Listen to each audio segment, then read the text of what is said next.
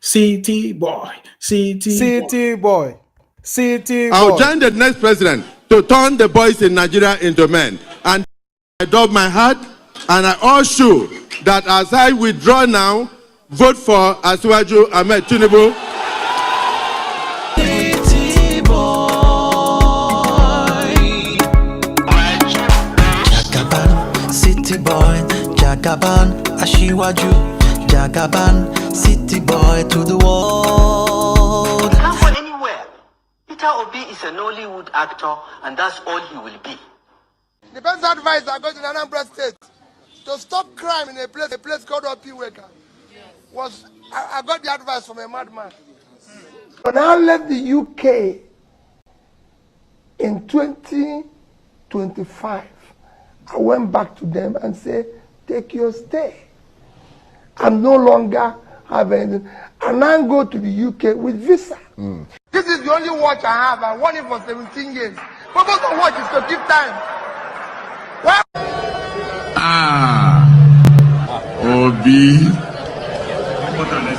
Obi, import and export.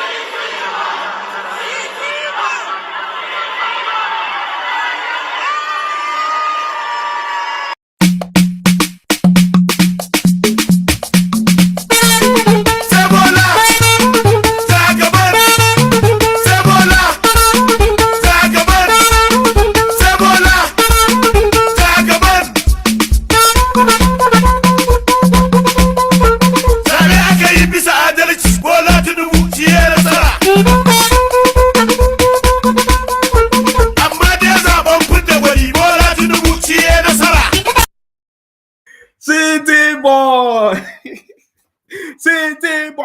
city boy, city boy, city boy, city boy, import and export. Cha, Obi, import and export. Obi want to be the president of Nigeria by force. Obi went and brought his brothers, IPOP brothers.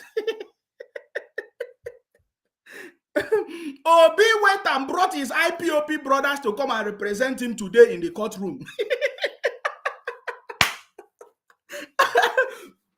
My brothers, I know you have gotten the letters. I salute you wherever you are. I salute you. Welcome to the City Boy movement. This is the City Boy movement. Our job is to make sure that we continue to promote unity, peace, prosperity in the country. That is our job. We are young people coming together with different skills, knowledge, experience, and ideas to promote and to support our government of Nigeria. Some government in Nigeria, it doesn't matter where you are, whether you are abroad, anywhere, we are supporting the government in Nigeria. Our government, the president-elect, the city boy himself, His Excellency Asiwaju Bola Ahmed Tinubu, to achieve success, because it's no longer business as usual. This is a superior revolution. And we are coming together as a City Boy movement, young people, in a movement together to support their own government with their skills, ideas, experience, to move the country forward. That is what the City Boy is about. Guys, if you are part of the City Boy movement, congratulations, because we are the first in history as young people, as a generation that is supporting our government in Nigeria to bring prosperity, unity, competency. That is all what it's about, guys. So I salute you. Welcome, welcome, welcome. I salute you. I salute you. Obi, import and export. This is the City Boy movement, guys. The only one, the only last man standing, still standing with 10 lives. The indefatigable lion of Bodilon. The master himself, the City Boy. The City Boy is here. May 29 is the D-Day. May 29 marks the beginning of the City Boy government, guys. May 29 marks the beginning of the City Boy government. And City Boy government means unity, peace, hard work, and competence. That is what it's about. prosperity has come, renewed hope has come, and we are part of it, and we are happy to be part of this change, this greatest history. Of course, one of the greatest history. Everything in Nigeria has changed. I'm just telling you, everything has changed. There's going to be electricity, there's going to be prosperity, there's going to be development, there's going to be management, there's going to be leadership. That is what it's about, guys. So I welcome you. Thank you very much. I hope you are getting ready. For those of our brothers in the City Boy movement, some of you have started placing your orders for your. Okay, let me get this straight. So many people have seen the request. You have started placing your orders for your t-shirt, or if you need your t-shirt, this is voluntary. If you are part of the City Boy movement, it's voluntary. It's not. We are going to be fully represented. In the venue, we are going to be there. We are going to be there at the venue. Of course, is the Eagle Square? We are going to be there. We are going to be there live and direct. So if you are City Boy and you want to be part of it, right, you have opportunity to meet us there, to be part of us live and direct on the ground itself. So you can order your t-shirt if you want to wear it with us, if you want to and join us. Are you getting me? Because it's going to be in a grand style. We are launching in a grand style. Be part of something that has never happened before. This is it. This is the truth. City Boy movement is movement for the people and by the people and for the people. And for the first time, we are coming together to support our government. That is what it's about, guys. So join us to support our government. Of course, the City Boy, May 29, 11 days to go. So if you are going to be part of us, if you're going to be under the umbrella of the City Boy movement, you are free. Get the t-shirt. We have already shared the link. If you have not gotten the link, if you need information, just reach out to me on this number. I'm going to show it on the screen now. You can reach out to us on this number on the screen. You can WhatsApp every information. We can provide you all the information that you need. Okay, these are for the people that want to be there May 29. If you are going to be with us at the venue, you need to be with us with our own branding, of course, City Boy movement, t-shirt, the cap, everything. We are going to have our own stand in this on Eagle Square. We are going to be there.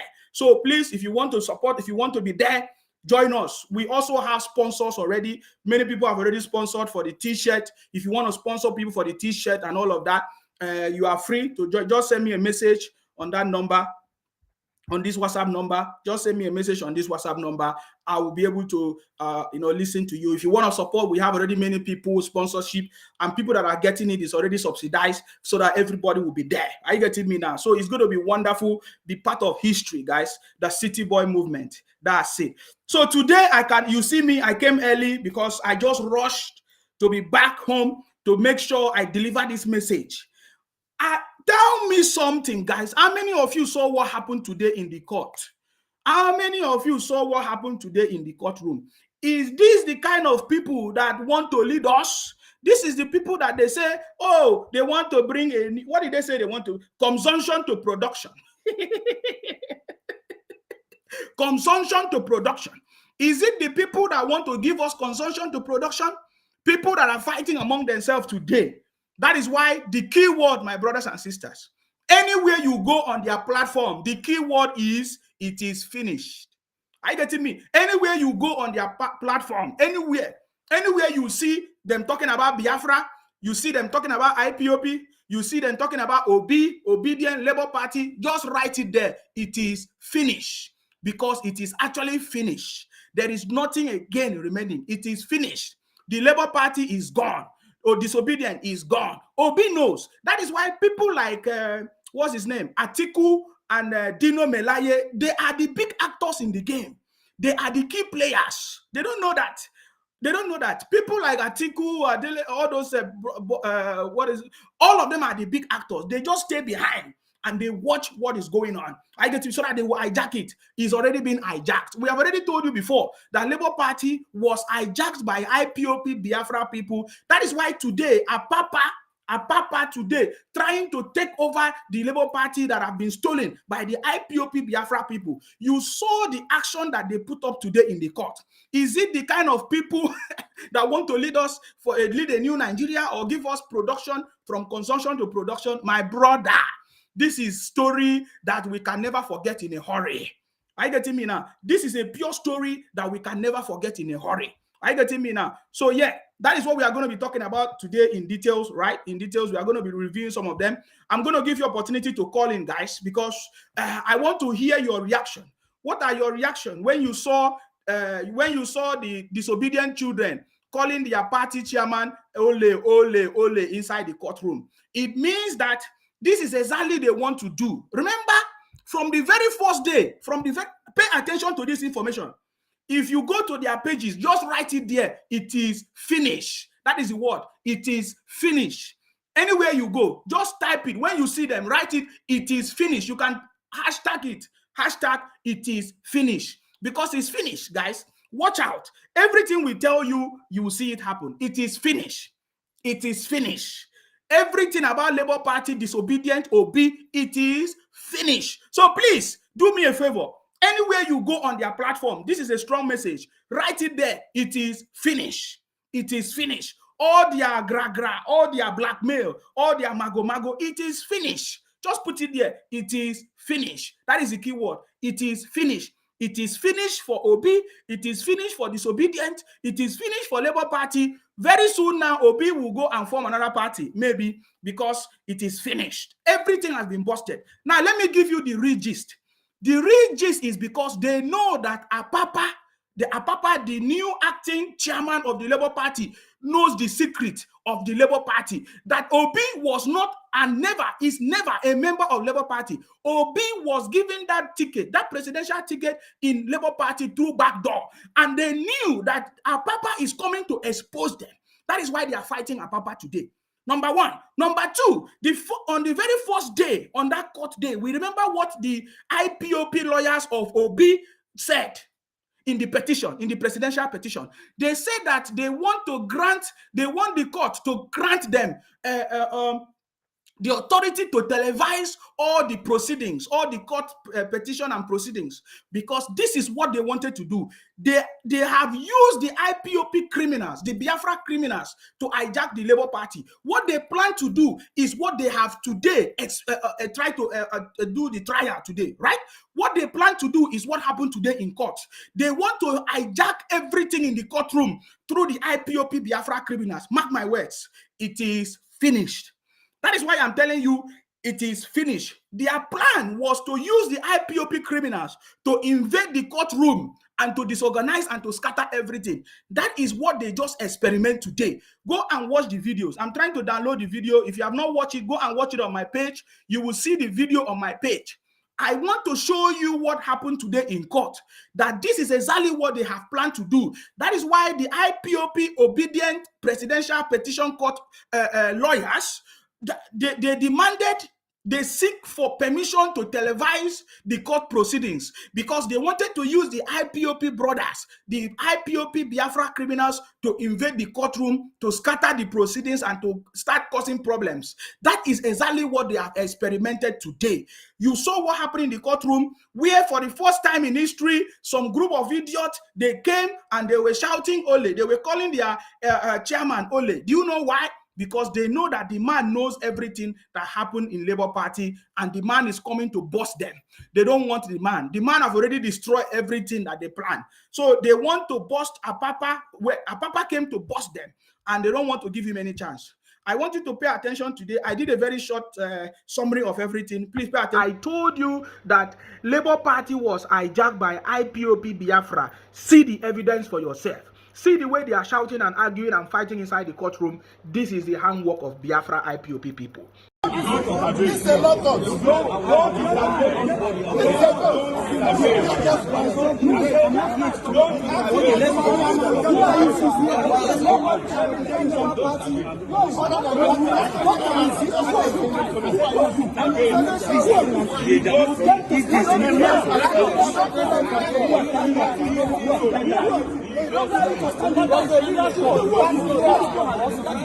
I told you this many months ago. Now you have seen it, that everything we have said about this thing has happened. Obi, is it for Nigeria or for Biafra or for IPOP? Hey, It is finished. Oti That's law. the word. It is finished. Oti It law. is finished. It is finished for disobedient children. It is finished for It is finished for obedient. It is finished. There is nothing. 8 years for the city boy, and nobody can stop it.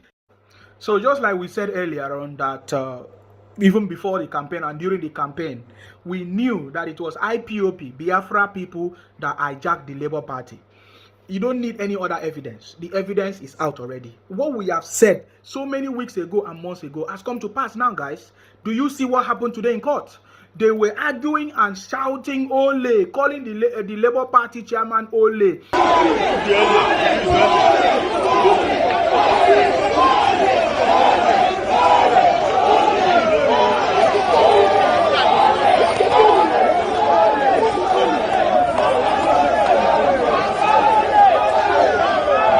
These are IPOP Biafra people. I told you that they hijacked the Labour Party. They are no longer happy. They are not happy that the apapa of a man is here to take back the Labour Party from them. They are not happy about it. I told you that Labour Party was hijacked by IPOP Biafra. See the evidence for yourself. See the way they are shouting and arguing and fighting inside the courtroom. This is the handwork of Biafra IPOP people. I told you this many months ago. Now you have seen it, that everything we have said about this thing has happened. Obi, is it for Nigeria or for Biafra or for IPOP? Hey, it is finished. Oti That's law. the word. It is finished. Oti law. It is finished. Oti It law. is finished for disobedient children. It is finished for It is finished for obedient. It is finished. There is nothing. 8 years for the city boy, and nobody can stop it. Stay blessed, guys. Nobody can stop it, guys. Stay blessed always. You know, this is what we have always been saying right from the beginning. IPOP hijacked Labour Party, or Labour Party was hijacked by IPOP Biafra. We knew it right from time. I get me. So the Apapa came. When the Apapa came and tried to restore the ownership of the Labour Party to the rightful person, are you getting me? They were not happy. They are not happy about it. So Apapa came to expose everything. They exposed that even Obi, as a candidate nomination, he came through back door. They knew, they know. That is why today they are fighting the man. As you saw it, they are fighting him because everything is finished. The bottom line of what we are saying is finished. Okay? It is finished. There's nothing they can do about it. It is finished. It is what? Finished. Please, on their platform, anywhere you go, if you see them, just tell them it is finished. Forget about it. I'm just telling you, in just a couple of weeks and time, you see it is finished. Even today in the courtroom, when they ask them, the same Labour Party lawyers, they say that they are not even ready to submit the evidence of, because the burden is on them. The burden is on Obi lawyers or Labour Party, as they say, per se. They are the one that accuse of something, accuse INEC of something, right?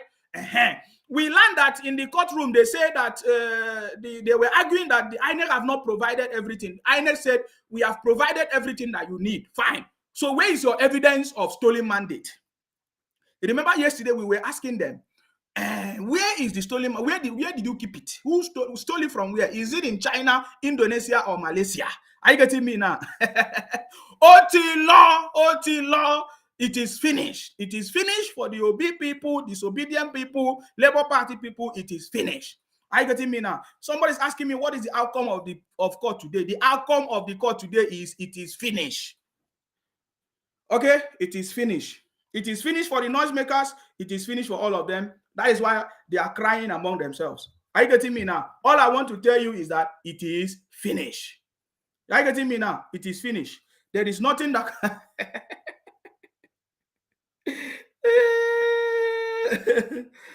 it is finished. It is finished. Oh, it is finished.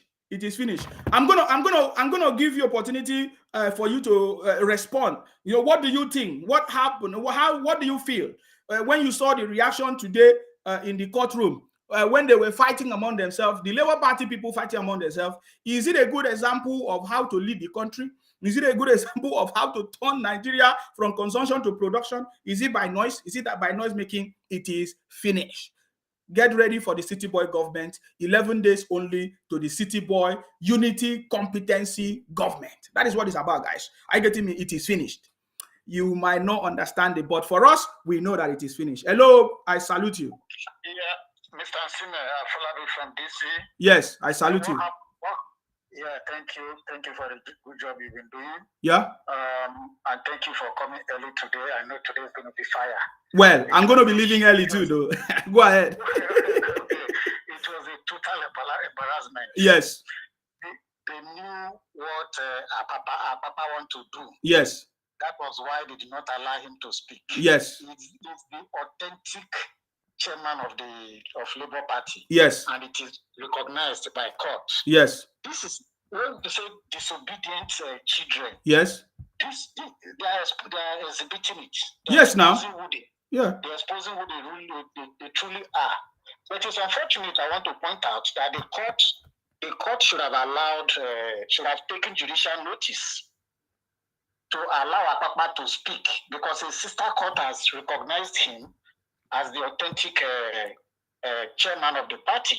But that aside, they are not law-abiding citizens. Because if they are law-abiding citizens, they should have to go to court first to void the order that the court has given by recognizing Apapa. But they've not done that, and they are still struggling, fighting for that position. So it's unfortunate what happened today, but it's an evidence that they've lost. They said that they stole their mandate. I don't know where the mandate is. They can't prove it. Their actions has been so flawed, and it's unfortunate. Even when you point it out to their supporters, they will continue to start to insult. They don't know. They don't have constructive arguments. They don't have constructive criticism. When you point out the truth to them, the next thing is to insult you, and it's unfortunate that they've been living their life this way. And look at what they did. This is what they've been bringing these IPOP people, using them. They are attack dogs. And I know the court is going to do the right thing, because the OB idiots and their supporters and IPOP and Labour Party, they have no legitimate ground. And OB making OB the Labour Party candidate was flawed. Papa want to prove it with documents, that they were forged documents, that OB should not be recognized as their party. Because as lawyers, we say that you don't put something on nothing and expect it to stand. OB's nomination was flawed, and Papa wants to prove it. Thank you very much, Asima. Let me give others the opportunity to speak. Thank you very much. Thank you very much for joining this wonderful conversation. Papa is the right man, and he knows what has happened, and they don't want him to speak, but he's going to finally speak. Don't worry. It is finished. Yes. Thank you very much. I appreciate you. Thank you very much. Yes, I think we need to do some dance now, the City Boy dance. Please, City Boy, come and give us some dancing step, because, when you dance for us, it makes us to feel better. City Boy, let's do the dance.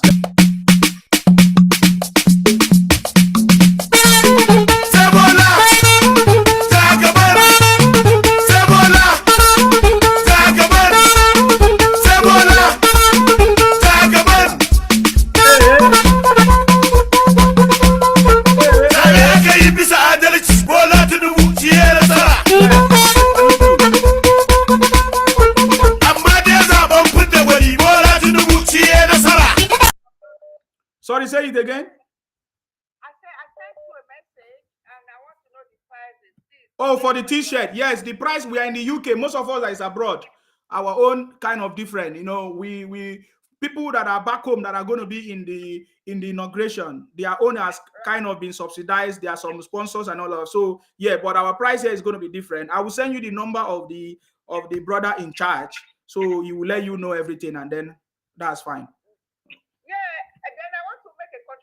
Towards what happened today. Yeah, go ahead. See, what happened in the court today is so disgraceful. Yes. The Igbo people, I'm sorry to say, they call Labour Party to Igbo Party alone. They're so aggressive, and they don't care about anything. Imagine all the dead lawyers they took to the court. Most of them are dead. I don't know. Most of them, they've not even practiced for years with their dirty wigs and this native sponge. I don't know why. I don't know where they got them from. I got looking. Look at what they did to Mr. Apapa. Some of them, And they were not even born when this man was in Labour Party. Look at the way they treated him. No matter what, he shouldn't have been treated in that manner. And all the people that operated at this, they are evils. They are evils. They wanted to kill the man. I don't know. You people don't understand what I've said earlier. Can you imagine? Yes, they wanted to kill the man. These people are so disgraceful, and their aggression is out of this world. Why would they be so aggressive? Anywhere they go to, they want to dominate, they want to kill, they want to do everything. They know the consequences. Let me tell you, don't blame the people from the southeast. They now begin to understand the consequences of their action. I'm telling you.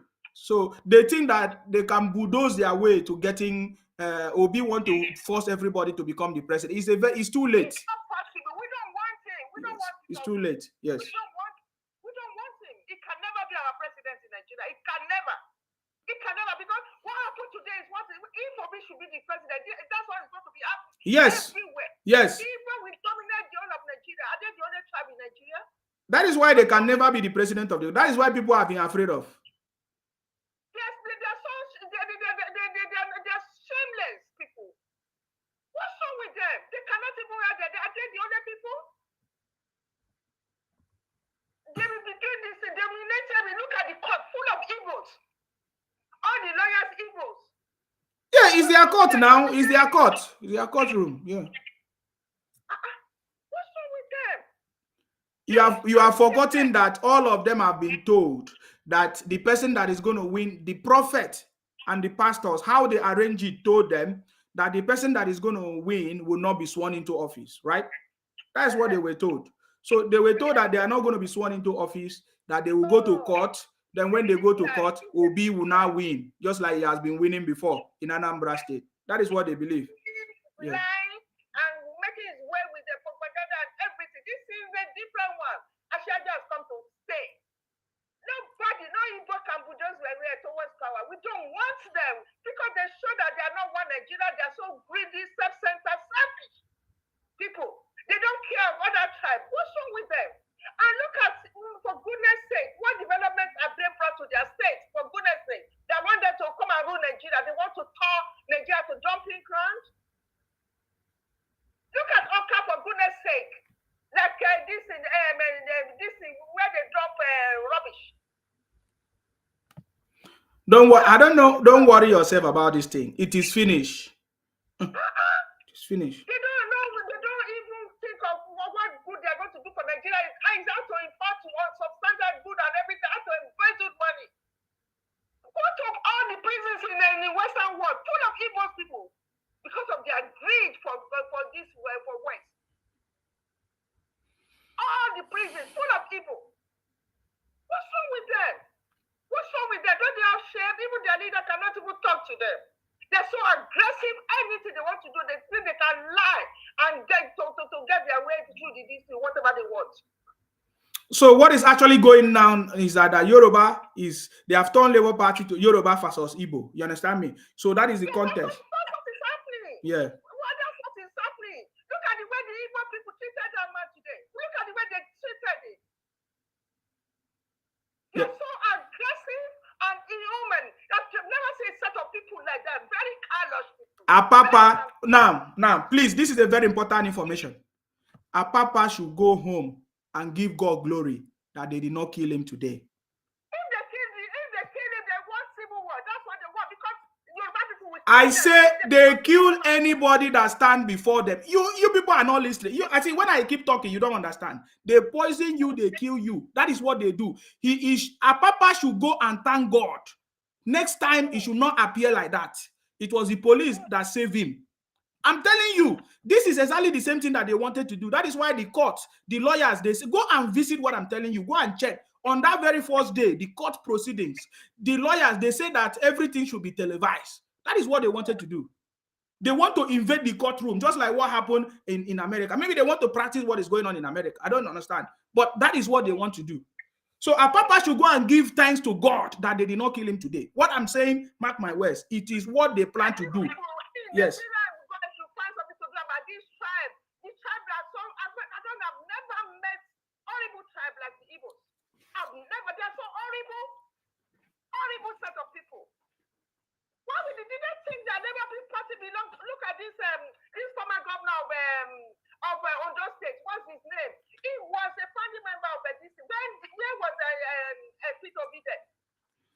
The papa of a man joined, he became a member of Labour Party since 2002. Apapa was a member of Labour Party since 2002. And he was a gubernatorial candidate of the party in 2007. In 2002, look at them, the IPOB people, the IPOB criminals. So Obi just came 4 months ago. I jacked everything, maybe because so some people gave him through the back door, right? And that is what Apapa is coming to do. They know it. That's why we are telling you, for us, we know the information. It is finished. OT law, forget it. It is finished. That's all I can tell you. Yeah. Horrible set of people. They know the truth. They want to lie to their way to the governors. It's not possible. It's not possible. Everybody know that because he did not win. The North did not vote for him. He did not win. He only won in the Southeast and then some other small places. Why would they come and we say that he won this landslide? The Savara vote for him, the Kano vote for him, the Lobe vote for him, the Baroko vote for him. These people are a bunch of idiots. Bunch of liars. They are a bunch of criminals. That's it. They're criminals. What's wrong with them? Are they the only tribe in Nigeria? Anywhere they want to take over. Go to FCC as if Nigeria, as if Abuja is Southeast. They don't have shame. They don't have shame. They don't know what is called shame. What's wrong with them? What's wrong with them? They cannot go and develop their state. They cannot develop their region. What's wrong with them? They're just parasites. Parasites. They want to lie their way into government. Liars. Bunch of liars. Bunch of idiots. Criminals. That's why they cannibalize. They don't have regard for human beings. They are idiots. I hate them with passion. What's wrong with them? Don't they have shame? Imagine the court full of Igbo people. Igbos. And they're the only people in the Labour Party. What's wrong with them? And they can't talk to them. Anyway, my brother, just carry the good word. They failed in our application. They failed. And we know in Nigeria, we don't want the Igbos in our governance. We don't want them. So where with them? Thank you. Thank you very much. Thank you very much. Our papa should just go and thank God that God saved his life today. I'm telling you now, this is the reality. God actually saved our papa's life today. It was God. It was God. God actually saved it. So please, what is your comment on what happened today in court so that we can move? I just came here for us to take. What is your comment? If you want to call in, you can call in. Let us know what you think of what happened today in court. Were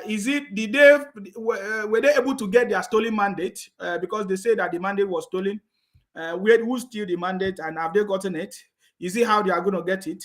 So you see, yeah. So I want to know your comment. You can call in right now. The number is on the screen, and you can give us your comment. What you think? What you think about the disobedient children and everything that we have said earlier on? Do you feel like what has happened today? Do you think that what has happened today is a confirmation of what we have been saying a long time ago, that that everything has been hijacked by the IPOP Biafra people, and that has just happened today, guys? Are you getting me now? Is exactly what has happened. Okay, so the number is on the screen. If you want to call in and make your contribution, you have opportunity to call in and make your contribution. I told you, they have failed big time and they don't know what to do. But we need to see all these things to happen. Don't worry yourself. Let everybody exhibit your character. Just exhibit your character, okay? Don't worry. The City Boy is watching. Hello, your name and where you're calling us from, please. Go ahead. Hi, my name is Job. Job, right? Yes. Please go ahead. What's your contribution, please? It's so amazing to see what our young people are turning themselves to over the Labour Party's issue. It's very interesting to see how people don't have regards for elderly people anymore because of this movement they call obedient. Before, apart from now, we used to have Labour Party many years ago where we had Governor Mimiko of Ondo State. If you remember, in that particular period, Mimiko even lost his election, and Tinubu of the ACN then had to collude with him, like support him to retrieve his mandate from through the court. And ever since then, Labour Party has been in existence. And even Apapa himself has been one of a long time member of Labour Party since 2002. A prior member of that party. You just see those obedient who just. He even contested for yes, for governorship. Exactly. They instead of them to allow those who build the party over the years to to fight their issues. All these people just jumping around. I was just looking at them on YouTube today, and it's so depressing. They should allow the rule of law to take its course on issues like this. And an elderly man, you are beating an elderly man. These guys are people who are home training. They have no regards for people. They have no regards for elderly people. Even the way they bully people on social media, you could see them. But if you look at them, most of them are product of baby factories. People don't have anything. Even in their villages, that's how they are. They just think it's money. Anything they say, anything they do, is all about money. The deep pocket. But life goes beyond that. And I tell you, since the matter is already before the court, they should allow the court to do justice to it. As it is right now, I think the court recognizes this guy as a substantive LP chairman or fashion chairman. All of them will be sacked. He just made a request. Let them allow court to preside over this case.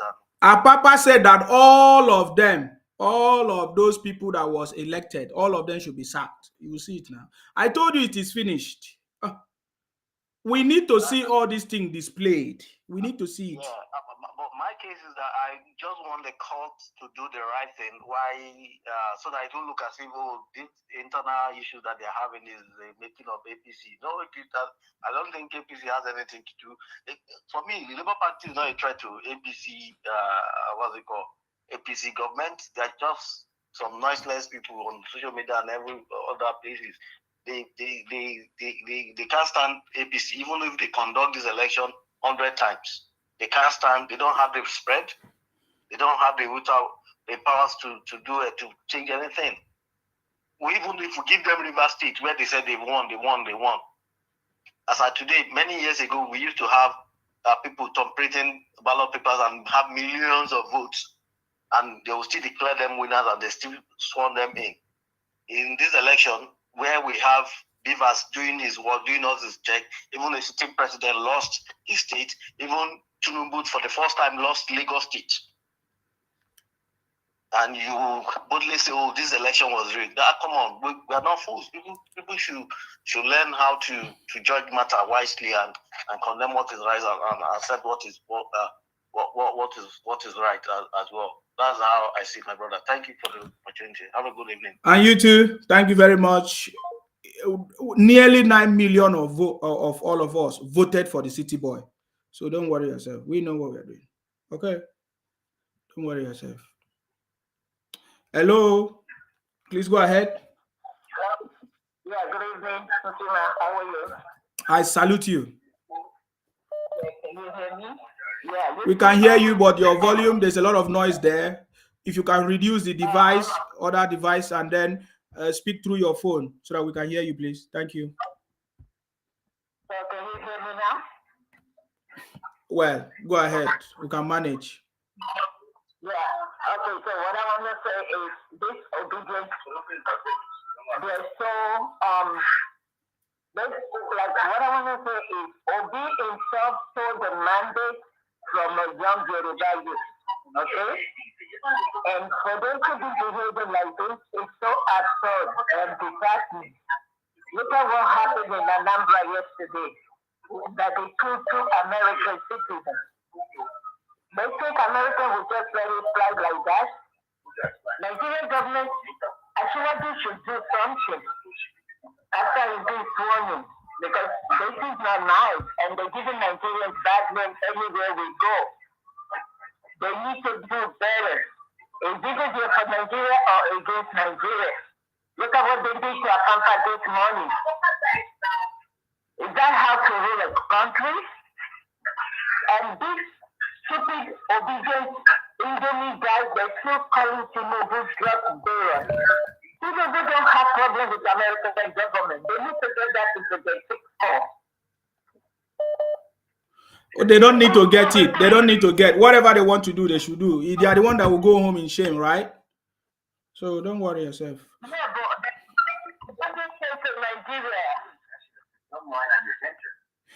There's a lot of noise in your background. I'm sorry, we can't hear you very well. Please, if you are calling us, reduce your device, reduce other device. You're very far from the. We can't hear you very well. Hello, your name and where you're calling us from, please. Go ahead. Hello. I salute you. Yes. I salute you. Very good. You cannot blame them now. You know, anything when they start out with wayo and they'll end it with wayo. As always, yeah. They start it with fight and they go end up with fight. Yes. The person went on there since 2002. You just come yesterday. You want to pursue that person where they there. Where did they talk that one now? All their thing are fight. If they come to your land, they want hijack them. They still come hijack. They want hijack Labour Party again. They know they do that one now. Thank you, sir. You're welcome. You're welcome. They say today they were shouting, "Ole, ole, ole." They say ole, ole. If you see them for Abuja, that's only they make mouth. You will get one. We'll get a stroke for our area now because of Obi. My brother, the key word is it is finished. Anywhere we see them, it is finished. Forget it. Okay, I salute you. I salute you. I salute you.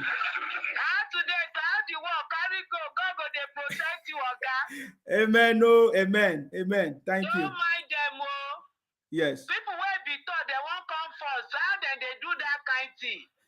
It's right, sir. I pray for protection for you. Nothing go do you. Yes, Talk amen. your own. God is by your side. Our prayer is by your side. Yes, so thank you. Thank you very much. Thank you. Good night. I appreciate you. Thank you very much. Okay. All right. Thank you very much, brother, for your call. It is finished. That's the word. It is finished. Hello, your name and where you're calling us from, please. Go ahead. Zima, my name is Bubli. I'm calling from Canada. It is finished. Oh, it is finished. It is finished. Let me teach you one language. Oti lule. What does that mean? Oti lule. Obiti lule. That it is finished. Okay. It is finished. Okay. Okay. Perfect. I'm going to learn it. Yeah. Say it again. Oti lule. Oti lule. Oti lule. Now, how can we leave talks to take over our country? Imagine. It is possible. People are watching. Over 9 million of us that voted for Tinubu. Yes. We know what we are doing. For the mere fact that every one of us doesn't come out to shout doesn't mean that we are not intelligent. Yes. We are intelligent more than them. Of course. Intelligent people don't make noise now. It's only empty barrels that make the loudest noise. Exactly. They are a bunch of criminals, like your word. That is it. They are the set of Rufai Husseini, the set of Aisha, the set of Kenneth Okonkwo, Dele Famoroti. They are all a bunch of criminals. Now, they have displayed themselves. They have showed themselves in the court of law, in the court of law. See them. Want to finish. Want to rule. Want to turn. That is it. God bless you. Thank you very much for calling in. I appreciate your call. Thank you very much. Welcome. All right. Oti lule. It is finished. That's it. It is completely finished. We have busted all bustables. Hello, your name and where you're calling us from, please. Go ahead. Yeah, good evening, sir. I salute you. Please go ahead. Yeah, how are you? This is my John. I'm calling from Lagos. Please go ahead. What's your contribution? Yeah, I just want to thank you for the good work that you are doing. God will bless you. Bless you more. Thank you. Yeah, that is it. I love that page so much.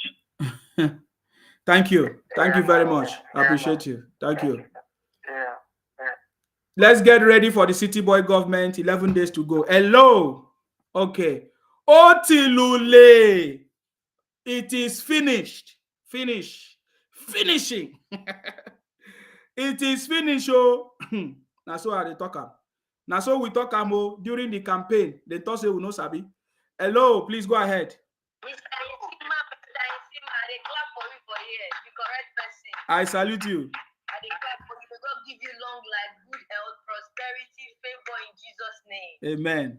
You will not die young. You will continue seeing you every day. Amen. Once you become a governor in Nigeria, become a big man in Nigeria. Amen. Amen. Amen.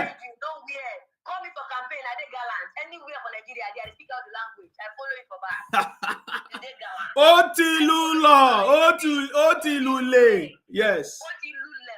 People go say Odala. Odala. People go say Odala. Yes. These people they're wicked though. Yeah, they rubbish Mr. Papa. I say now they don't get respect. One atom of respect they don't get. There are people that don't have respect. These are people that build the party. Mr. The man that built the party. The founding fathers of that party. Have you ever asked yourself, did you see the people that came into that courtroom? Yes, they came on a mission to kill the man. Yeah. You should not try it again. You should understand what I'm telling him. Yes. Yeah. They came for the man, and especially for that man. I didn't know that man should have his own boys that came. Have been serious for. Are you not hearing what they are saying? They say, Tinubu was not in court today again. Their mission is to make sure that they kill somebody. That is what they want. And they will go for it because nobody's missing them anymore, you know. And it's an eye for an eye, Mr. Sima, right now because nobody sent them again. Even online, they don't get money again. They are not bored. Nobody cares about. They're just who's money they get. They go Malaysia, go carry drug, carry money, come back on the island. They don't get anything. I mean, also they hustle for Lagos. Which money they get? Oh, we hear what we get which money they get money. Let me say for their own region. But everybody is in the region comfortably. Very few people just migrate 1 year and there. They are so frustrated that they can't even stay in their own region. So what are they talking about? They can't even develop their own region. So what are they making for people? For them to insult an elderly man in Yoruba land, matter say a papa not minding parties, an elderly man, an elder statesman for Nigeria, for goodness sake. If those kind of children, those children of age, children of demons, could wake up and start beating an elderly man, man, the land will favor them. I'm glad that Obi did not win because for me, I the jubilate pass for that. Now, me, I said today, I joke like, I say, Mr. Papa, see, I went that wrong hand. When they bring money, people they misbehave. If which money they even get, most of it, I understand Igbo, I flow Igbo, I'm fluent. But most of them, they go abroad to go and hustle and come back, go and do cocaine money. They don't go to school, tell all their guys, they are out. They're not exposed, they're not educated. So, you know, and to them, I don't know people to me, they don't move me because I know them very well, like back of my hands. You know? I'm happy for Mr. Papa who said that as they John Shu and I don't play well. Ingo are just sincere. They say you're supposed to support the brother to go normal day.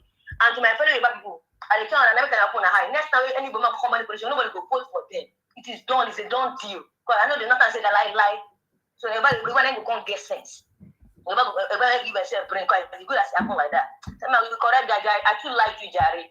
I didn't feel your vibe. When you post that in the afternoon, I don't laugh by it. Let me go inside house, I laugh. Only it is finished, I laugh. God bless you. Thank you very much. Thank you. Thank you, sir. All right. Thank you, sir. All right, stay blessed. It is finished now. This is not me talk am now. It is finished. It is finished. I'm telling you, it is finished. Hello. Good evening, sir. I salute you. It is finished. Yeah. My name is Bolaji from Lagos. I salute you. Please go ahead. Finish you. It is finished. They want to lose. They have Jabo. They have fought out from 6-story building. You can't. The only chairman I'm just pity. That man is inside the lion. His work is chopping with lion people. like you said, that is just God just protect the man today, but don't kill him. Because all those people that in the court with him, they pass him. Their attention, the intentional when they came court, not what they are seeing, and then they want him to force out what he's supposed to do. But thank God, now so they can go they fall down always. Till May 29 before the eye now open to know dark and light. That is my boss. Somebody is asking a question. Is it Igbos that attack Apapa? Why are you doing this? God forsaken. Why can't you hold your stupid program without hate speech? Heaven and earth will judge you for the hatred you have for the Igbos. That's what somebody commented. My brother, please, can you give us more emotional speech? Because you are one of the criminals. It is people that don't know you. It's for me, I know you. It is people that when they listen to your emotional speech using the name of God and everything. In fact, it is this election this year that exposed everything. In the next 2 years, nobody will be passionate about churches in Nigeria. Nobody will be passionate about pastors and prophets in the this is my own prophecy. If you want to take it home, take it or leave it. In the next 2 years, nobody will be talking about churches and prophecies. Nobody will be interested about churches and prophecies in Nigeria. In the next 2 years, do you know why? Because the City Boy has come to set the foundation for success in Nigeria, for prosperity in Nigeria. It is because most people in Nigeria, their leaders, their governors in their state, especially the governors in Abia State, governors in Anambra State, governors in Enugu, they have stolen the wealth of the nation. But I'm telling you that the City Boy is coming to set the pathway for success. In the next 2 years, nobody will be interested in Nigeria churches, pastors, and prophecies anymore. Mark my words. You will repeat it. You will remember. What I've just told you today is the reality. Therefore, the Igbos using emotional statement like pastoral statement, like God in their conversations to deceive people will no longer be valid. Mark my words today. I want to pick up this call. Hello, please go ahead. I salute you. Yes. Can you imagine the people that say they want to come and make Nigeria good? When court asked Adam Oshomole to step down, APC obeyed, and Adam Oshomole stepped down. Even of recent, when court asked PDP chairman to step aside, they obeyed. Court just gave people that said they want to come and settle Nigeria, they want to bring new innovation to Nigeria. Court gave their 419 chairman order to go and sit down, and they want to kill the original chairman. These are the people that say we should hand over Nigeria to them. I thank God I did not make that mistake. Exactly. I thank God I did not make that mistake. Ordinary court order they could not obey, and they are the one that will be shouting every day, hey, obey court order, obey court order. This simple court order that PDP have obeyed, APC have obeyed, it get to their turn, they want to kill an old man. They fear me. That is what they want. Apapa should never appear in that situation anymore. They want to take his life. That's all I can tell you. All right. Thank you very much. Sorry, I did not hear you. Maybe I cut you short. The line is open. You can call in and make your contribution right now. Okay? You can call in and make your contribution right now because this is time for you to make your... What do you think? What is your reaction of what happened today in the courtroom? Is it a good example of how they want to take Nigeria? Okay. Hello, your name and where you're calling us from, please. Go ahead. Good evening, Mr. Sima. I salute you. I'm calling from London. Please go ahead. These people have shown how shallow, how disorganized they are. Okay. You came to a party, you wanted to hijack the party from the owner. These Apapa have been in the Labour Party for the past 15 years. Yes, since 2002. Yeah, they have been building their party. All along, you just came for within a few weeks, you hijacked the presidential tickets. And you want to withdraw all the platforms for yourself. And you say you want to come and govern Nigeria. You are a fraud. You are a fraud. You are not a real person. You try to grab things that doesn't belong to you. You are impostors. You are anarchists. You are so desperate. You are causing commotion everywhere. You ran away from Apagan. You ran to the PDP. Or when you see that they are not going to give you the ticket, you run to Labour Party. And these people welcome you, and you want to withdraw all the structure for yourself. And you are calling those people that have been building the party with their sweat and pain for the past 15 years, calling them agents. And you are saying you are the new Nigeria. You want to give us new hope. You want to rebrand Nigeria. Thank God we missed the bullet. We missed the bullet. God just saved Nigeria from this anarchists, from this iPod group of people. They are calling commotion everywhere. They think presidency is anything. It's not a must to be a president. You have governors. You have local government chairman. You have leaders. You are even the minister for central bank governors. You had key positions in Nigeria. You had key positions in Nigeria. The resources that's going to yourself is enough to develop your state. You are just causing problem. You don't believe in rule of law. You believe in anarchists. You believe in commotion and propagandas. And you are telling Nigeria, either you give us or no Nigeria. Well, we are going to see it, whether minority will lead to the majority. We want to have democracy. We want to have rule of law, where things work, not where we got a lot of jungle that you people are doing around. If anybody talk, you abuse them. You don't want anybody to talk. And you say you want democracy. You want to mute everybody's voices. You only want your voice to be heard. Anybody that talk, you call them all kind of name. And you say you are a new Nigeria. Obi is coming to prepare Nigeria. You are a fraud. You are a fraud. They are a bunch of criminals. Yes, just God save Nigeria from them. I thank you for your work. May God continue blessing you. Please, before you go, I want you to comment on this. Many people have signaled me the reason why Obi is doing what he's doing, so that you can continue to get the donations from his brother. They say that what Obi is doing now is making him richer. What do you have to say about that? Obi knows that there is nothing to fight for in the court, but why is he doing what he's doing? I say Obi he has gone to the trap. Obi is being attacked. He cannot run away. It's like he's confused. Obi is confused. It's not about money again. The iPod have hijacked him. It's not the new face of Nnamdi Kanu. They just run under the platform to package him, to hijack Nigeria.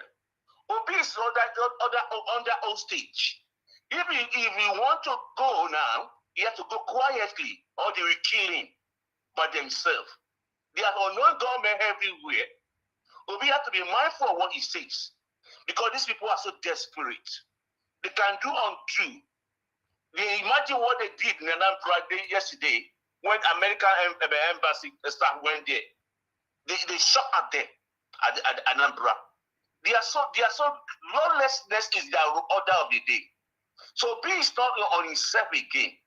Obi, he doesn't even know that it's going to be like that. He thinks he thought in himself that he was very smart. Initially, he doesn't condemn iPod. He doesn't condemn iPod. He has not condemned it even now. Yes, because he wanted to use them, and then they came and hijacked him. They abandoned Nnamdi Kanu. They ran to Obi. I don't know what they are so desperate about this thing. It's not only Igbo in Nigeria. We have people from Calabar. We have people from Plateau State. We are all Nigeria. Yeah, but that is why I think for me, I also blame people that keep quiet. Because I think if the Yorubas opened up and tell the Igbos that you are not the owner of the whole of the South and because the Igbos have been telling the Yorubas that after Yoruba, Hausa is the Igbos. That is where the problem of this is today. If you see the tactics that they have been using for so many years, they knew that every time they will get the Senate presidency. That is why they wanted to use Obi. So even if they lose the presidential, they will still come back and get the Senate president. It is because the other tribe in Nigeria do not protect other tribe in the country. That is what caused the problem. That is what gave the Igbos the audacity to do what they are doing today. But I'm happy that today they have recognized, they have realized that they are a minority in Nigeria. You are very, very right. The events that took place over the course of months now have exposed everything to Nigerians. I've exposed that there's nothing called Yoruba, Hausa, Igbo, something like that. Nothing like that. Everybody is equally partnership in the project. Everybody's making contribution one form or the other. Look at this guy that went to Lagos that did this cooking competition that won Guinness Book of Records. It's not Igbo. It's not Yoruba. It's not Hausa. It's Nigeria and gave us some recognition. Everybody is contributing. I think he has exposed that mistake to Nigerians now. I think with the event going on, things could be rectified. Now that's why they are so desperate to grab River State, to grab Delta. If anybody talk, when Olise talked last time, they attack him. If anybody talk, they will attack you. So nobody must talk again. Nobody must express their feeling. Nobody must feel equal partnership in Nigeria. Nobody must feel Nigerian than you. You must dominate everybody, and you want to rule everybody. It's not going to be. Even if you make them to have the Igbo president candidate now, it's going to be hard in Nigeria. If they have election to be run again, which is not going to happen, Obi will not have 3 million votes. Because people have seen what is going on now. If they pick any candidate again from Igbo for the candidate, people will run away from them. They are so scary. They scare people away. They don't accommodate people. They are frightening people. They are grab. I wish them well. We can see the outcome of the court case until after 8 years. Then we move to another person, probably go to the north. And they keep on, maybe after the court case, they will go back to the Namikanu again, keep on shouting Biafra. The children of hate and anger. And they say they are wealthy. They have money in the economic power in Nigeria. They are a chunk of people to Igbos. And they are still yet not satisfied. They are wasteful in money usage. They are not satisfied. They say they develop every corner in Nigeria. Okay, where do you see the money to develop every corner in Nigeria? It's not from Nigeria. You are not so satisfied. You say you want to conquer everybody. You want to mutiny everybody's voices in Nigeria. It can never happen. It can never happen. Igalama is as equal as Yorubama. Nupema is as equal as Ibrama. Binima is as equal as Igbo. We are all having one chance in life, one ticket. Nobody is superior than anybody. Nobody is more Nigerian than anybody. Those who call Iboniani, what they are calling, is just waste of time. So I think this problem will be resolved when after they make all their noise and they fall down, they will come back to their senses. Minorities cannot rule the majority. They are minority in Nigeria state. I thank you, Mr. Isma. God bless you. Keep on doing your work, and we are watching you. Thank you very much, and stay blessed. Thank you very much. Otilule. Hello, please go ahead. Hello, hi. This is Damilola. I'm calling from Melbourne, Australia. Please go ahead. What's your contribution, please? Hello. Yes. You see, a lot of people do not understand the history or politics of Nigeria. Okay. You see, the Igbos have never had a nationalistic view towards Nigeria. What I mean by nationalistic is that they've always they've always pushed their agenda right from the beginning of Nigeria, right from when Nigeria became a country. You understand? The first, you see, what is going on with the Labour Party and Lamidi and Papa or whatever, that is the behavior of the Igbo. It's not new. But a lot of people do not understand. They think Nigeria was created in 2015 when Buhari became president. No. In order to understand Nigeria, you need to understand the politics of Nigeria.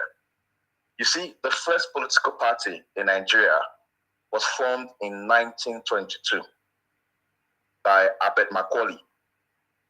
You see, the name of the party then was called, I think it was called Nigerian Democratic Party. You see, and the party then was formed in 1922 or 1923. That was the first political party that was formed in Nigeria. And the man that formed the party then was Olayinka Abed Macaulay, which was grandson to Samuel Ajayi Kaunda. You understand? So if you understand the politics of Nigeria, right, I think the Matheson Constitution was enacted, I think, in the same year. So that led to the formation of the first political party in Nigeria, which then gave birth to, Nigerians, pretty much Lagosians at the time, taking part in local politics. As time would go on, the party then, there was another branch of the party that evolved, which was the Nigerian Youth Movement. The likes of Nnamdi Azikiwe, Bafemi Awolowo, and the likes. There was also another man, I think it was an Efik man, Ika, what was his name? Ita something, I can't remember his name. They were all parts of that party, of the movement at the time, the Nigerian Youth Movement, you see? Now, then Southern Cameroon then became part of Nigeria as time will go on, you see? Then the party changed its name from to NCNC, which was National NCNC is a National Congress or Council of Nigeria and Cameroon. Sorry if I'm not mistaken the name, but that was what the party stood for. You understand? So it was a party then that was a Nigerian and Cameroonian party, because Cameroon at the time, Southern Cameroon at the time, was part of Nigeria. You see? Now, Nnamdi Azikiwe became the president of the party, and Olayinka Abed Macaulay became the president of the party, and Nnamdi Azikiwe became the secretary. You see? Now, as time will go on, Nnamdi Azikiwe, Abed Macaulay was very old. He was an old man. He was around 90-something then. He passed on. Then, the leader of the party then became Nnamdi Azikiwe. You remember this party was formed by Abed Macaulay, but as time would go on, because then we were pushing for independence for Nigeria, a lot of people then joined the party, and so that, yeah. So when Abed Macaulay died, Nnamdi Azikiwe became the leader of that party. You understand? And that was when the whole agenda started. So if you remember at the time, both the likes of people like Ajasin, people like Bafemi Awolowo, they were also members of the NCNC. But because of the behavior of the Igbo, it didn't start today.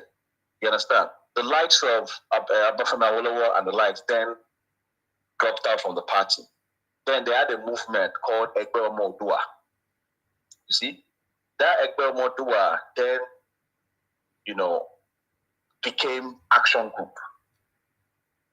People don't understand that this fantasy for Yoruba land with the Igbo, it didn't start today. It started with Nnamdi Azikiwe. You understand? Then we went into election, into the election of the Western government at the time, because subsequent constitutions that was enacted by the British allowed Nigerians to play more in politics. So the leader of the NCNC was Nnamdi Azikiwe. You understand? Abafemi Awolowo became the leader of the Action Group. Then we went into election. It was between Action Group and the NCNC. As a matter of fact, NCNC won the election. You see, so the first premier of the Western region would have been an Igbo man in the person of Nnamdi Azikiwe. People don't know this history. It was when Obafemi Awolowo then had like a congress with the Yoruba members of parliament or whatever, members of the NCNC and the likes. Some then cross-carpeted from NCNC into Action Group. Overnight. Making Action Group. Yes. Yes. Making Action Group the majority. Then formed the government to control the Western region. So it did not start today. You understand? And one of the reasons why the likes of Obafemi Awolowo and the likes moved from NCNC was the behavior of the Igbo. There was a speech, I don't know which year it was, I think it was 19... He said they are Igbos are the owners of Nigeria and Africa indeed. That was one of the things that strike the conversation, that makes everybody to wake up. God bless you. God bless you. I know the full story. I know every. Yes. Yes. He said Igbos are the owners of Nigeria. They are going to conquer Nigeria and Africa indeed. They're going to conquer. God bless you. God bless you. God bless you. That was the statement he made that made that old shake. You understand? They made. And if you look at that this same Igbo, they're always mentioning the Fulani this, Fulani that, Fulani this, Fulani that. People forget that in 1959 there was a general election, the first general election in Nigeria. NCNC won the election because if you still know, there were still some elements of the Yorubas within the NCNC that were still in opposition to Action Group. You understand? Yeah. So when the 1959 election was held, NCNC won the election. They had the majority votes. You see, when I'm not majority vote, like popular votes. Action Group came second. This thing not that we always talk about, like they are superhuman or whatever. They came third, despite the numbers that they claim they have. They were third in that election. You see, but then it was a parliamentary system, so you can't form a government if you don't have the majority. So it became an Ong parliament. You're in the UK. I'm not sure if you heard that word before. It's called an Ong parliament, where there is no when there's no majority. So you can't form a government. So this same Obafemi Awolowo approach in Nnamdi Azikiwe to that, look, your party formed the majority, had the majority votes. Why don't we form the government together? You, being that your party, the NCNC, was the majority, you will be prime minister. Me, I will be finance minister. And together, we will form a government. And then Nnamdi Azikiwe say, okay, I've heard you. This same, just as they were having that conversation, Obafemi Awolowo and the members of Action Group heard it on the radio that Nnamdi Azikiwe have crossed over to the north to form a coalition. Then it became NCNC and another People's Congress. You can imagine someone that even had the majority, rather than forming a government where you will become the prime minister, rather move to the north to form a government with the Northern People's Congress that made this man, Tafawa Balewa, become the first prime minister of Nigeria. Then it became what do you call it? I've forgotten what the post was then. But it wasn't president because the queen then was the head of government. You understand? So that's the nature of the Igbo. You understand? They have deep-seated hatred for the Yoruba people. It did not start today. You understand? You can see the actions of the IPOP members of the Action Group, how they treated Lamidi in court today. It's not new. People are just thinking that, oh, this thing started today, blah, blah, blah. No, it did not start today. They do not like anyone else. They always think that they are superior to anyone in Nigeria. You see, people don't know that the people of Southern Cameroon that left Nigeria it was because of the behavior of the Igbo. People don't know that. Southern Cameroon was part of what I think they're trying to break away. There's a lot of tension in Cameroon, but the media does not carry a lot of that problems there. There's the same people that are trying to break away from Cameroon. They were partly part of Nigeria before. It was the behavior. They had a referendum, I believe, in just before we got our independence to exit Nigeria. It was the same behavior of the Igbo. People don't know that in 1957, before Nigeria became a country, there was an Ijaw man, I don't remember his name. He went to the Queen and wrote the Queen a letter saying that, look, we do not want to be part of the Igbo when the new country is being formed. Because the likes of rivers, today's rivers, Cross River, and the likes, they're all part of the old West Eastern region. You see? It was the letter that the man wrote that gave the Queen then, the impetus to assign Sir Henrik Willig. Most people don't know that name. Sir Henrik Willig wrote a report about the minority. It's called Sir Henrik Willig Minority Report in Eastern Nigeria. You understand? So there had always been complaints about these people. And that was even when the war broke out, a lot of the minorities in the Eastern region, they supported the Nigerian army, the Nigerian government, because they know the Igbo. This behavior did not start today. You understand? One of the cardinal campaigns that Awolowo used to contest in the 1959 election was that when he becomes Prime Minister of Nigeria, he will give the minorities their own regions. You see? Then the Edos and the Deltas, they were part of the old Western region. But I don't think people even know. There's no education, so people are just stupid. They think Nigeria just came 2015. Both Delta and Edo of today were formerly part of the old Western region. A lot of these people, these people in Edo and Delta, they all benefited from Awolowo's policy of free education. But today they are siding with Obi. They were all part of the old Western region at the time. Awolowo in his I don't even know what to put it, in his magnanimity, decided that, look, these people, they are not Yoruba people. It is mandated on us to make sure that they have their own region. So he was even, he even supported a creation of another region for the minorities in the West, which were the Edos, the Edos and the Delta people. Most people don't know what the word Delta, not Delta, Bendel means back in the days when the creation of the state happened. Bendel means Benin and Delta provinces. That's what it means. Before it then became Delta State and Edo State. So you can see that the behavior of the Igbo did not start today. They keep shouting to you, Fulani, Fulani, Fulani, Fulani, Fulani. The same thing they said they accused Buhari of doing. They did it in the First Republic. All the federal government, parastatals were headed by the Igbos. They were all headed by the Igbos because they felt like the Fulanis and the Hausa people did not go to school. So they felt like, look, if we form a coalition with these people, we will control the apparatus of government. And that is what they did. Yet, it was not enough for them until they threw the country into a civil war. You understand? They threw the country into a civil war. The same man that was in charge of that civil war was Gowon. The man is still alive. You don't hear anything about the Igbo. The Igbo don't say anything about him. The man is still alive. It was the leader of government at the time. Awolowo was his deputy because he released Awolowo from prison. Awolowo being a very intelligent man, it made him, second in command at the time.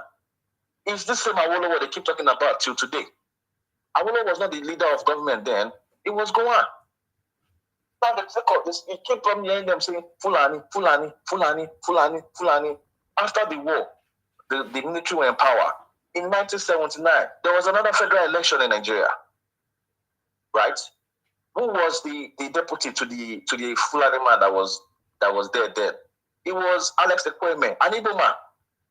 So they fought the Nigerian government, which was headed by the North at the time. 3 years civil war. They complained that they were killed, they were maimed, they were this, they were that.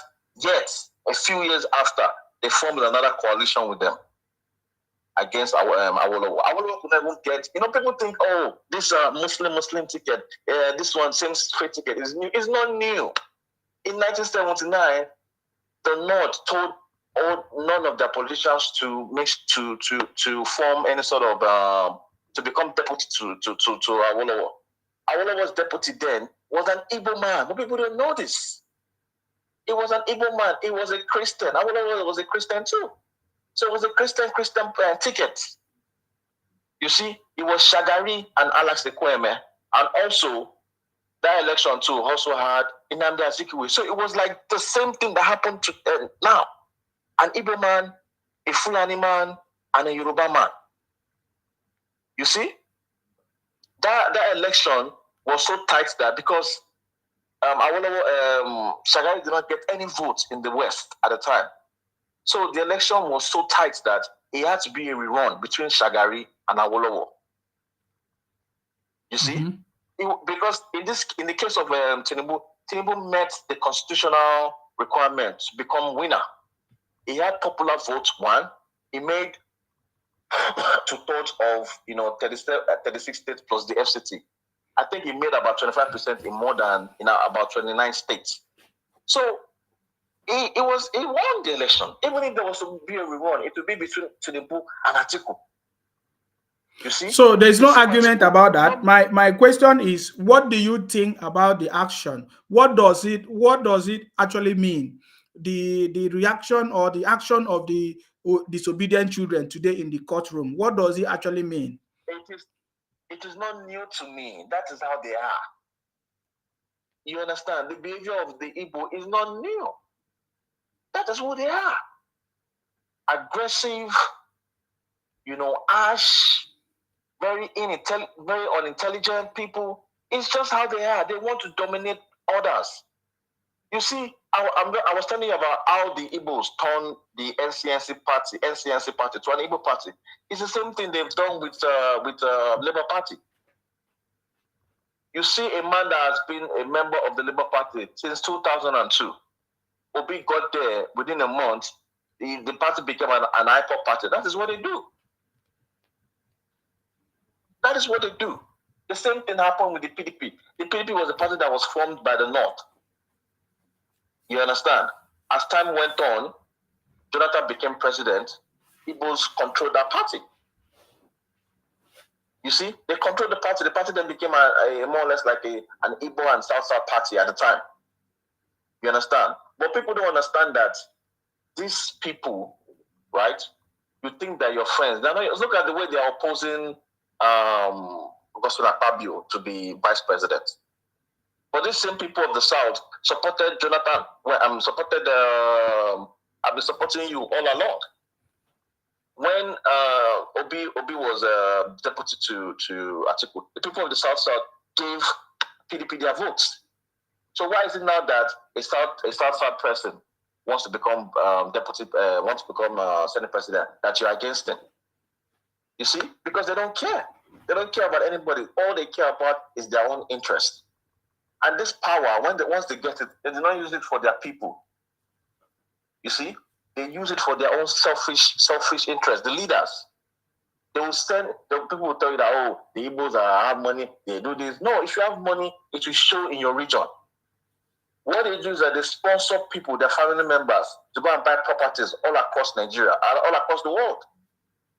They will send their family members, they'll go buy properties in Lagos, they go buy properties in Abuja, they go buy properties in Akwa Ibom, they buy properties in Rivers, and they'll tell you, the Igbo, we are the most successful. No, they are using government money that is meant for the people.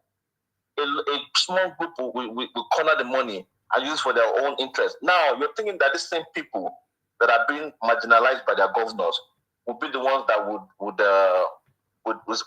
act against them. No. They come to Lagos and start complaining about Tinubu. You see? So this behavior is not new. But people think Nigerian politics started in 2015. It did not start in 2015. It has started as way back as in 1922. That was the first political party that was formed in Nigeria. These parties are just changing names. It's the same party. Today's APC is a conglomerate of action group of that time. Because in 1999, there were about 3 or 4 parties. You had the AD, you have the PDP, the Kanoris, they have their own party. I think it's called ANPP or APP at the time. When Buhari contested in 2003, he contested under the APP. The APP is a Kanuri party. The Kanuris have always had their party. They've never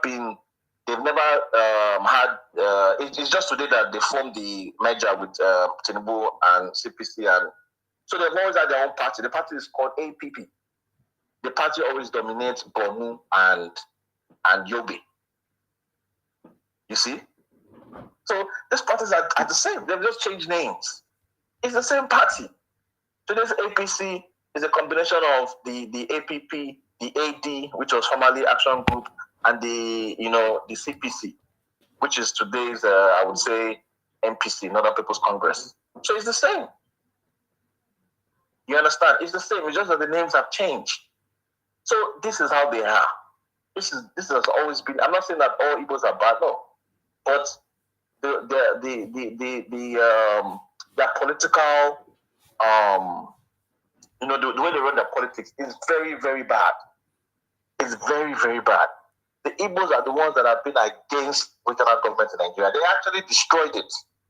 When Abacha was, a lot of people don't know Abacha had a conference. I think it was in 1995. It was when they brought up the topic of what Nigeria should be. Should it be state or region? The Igbos were against the regions. They preferred states.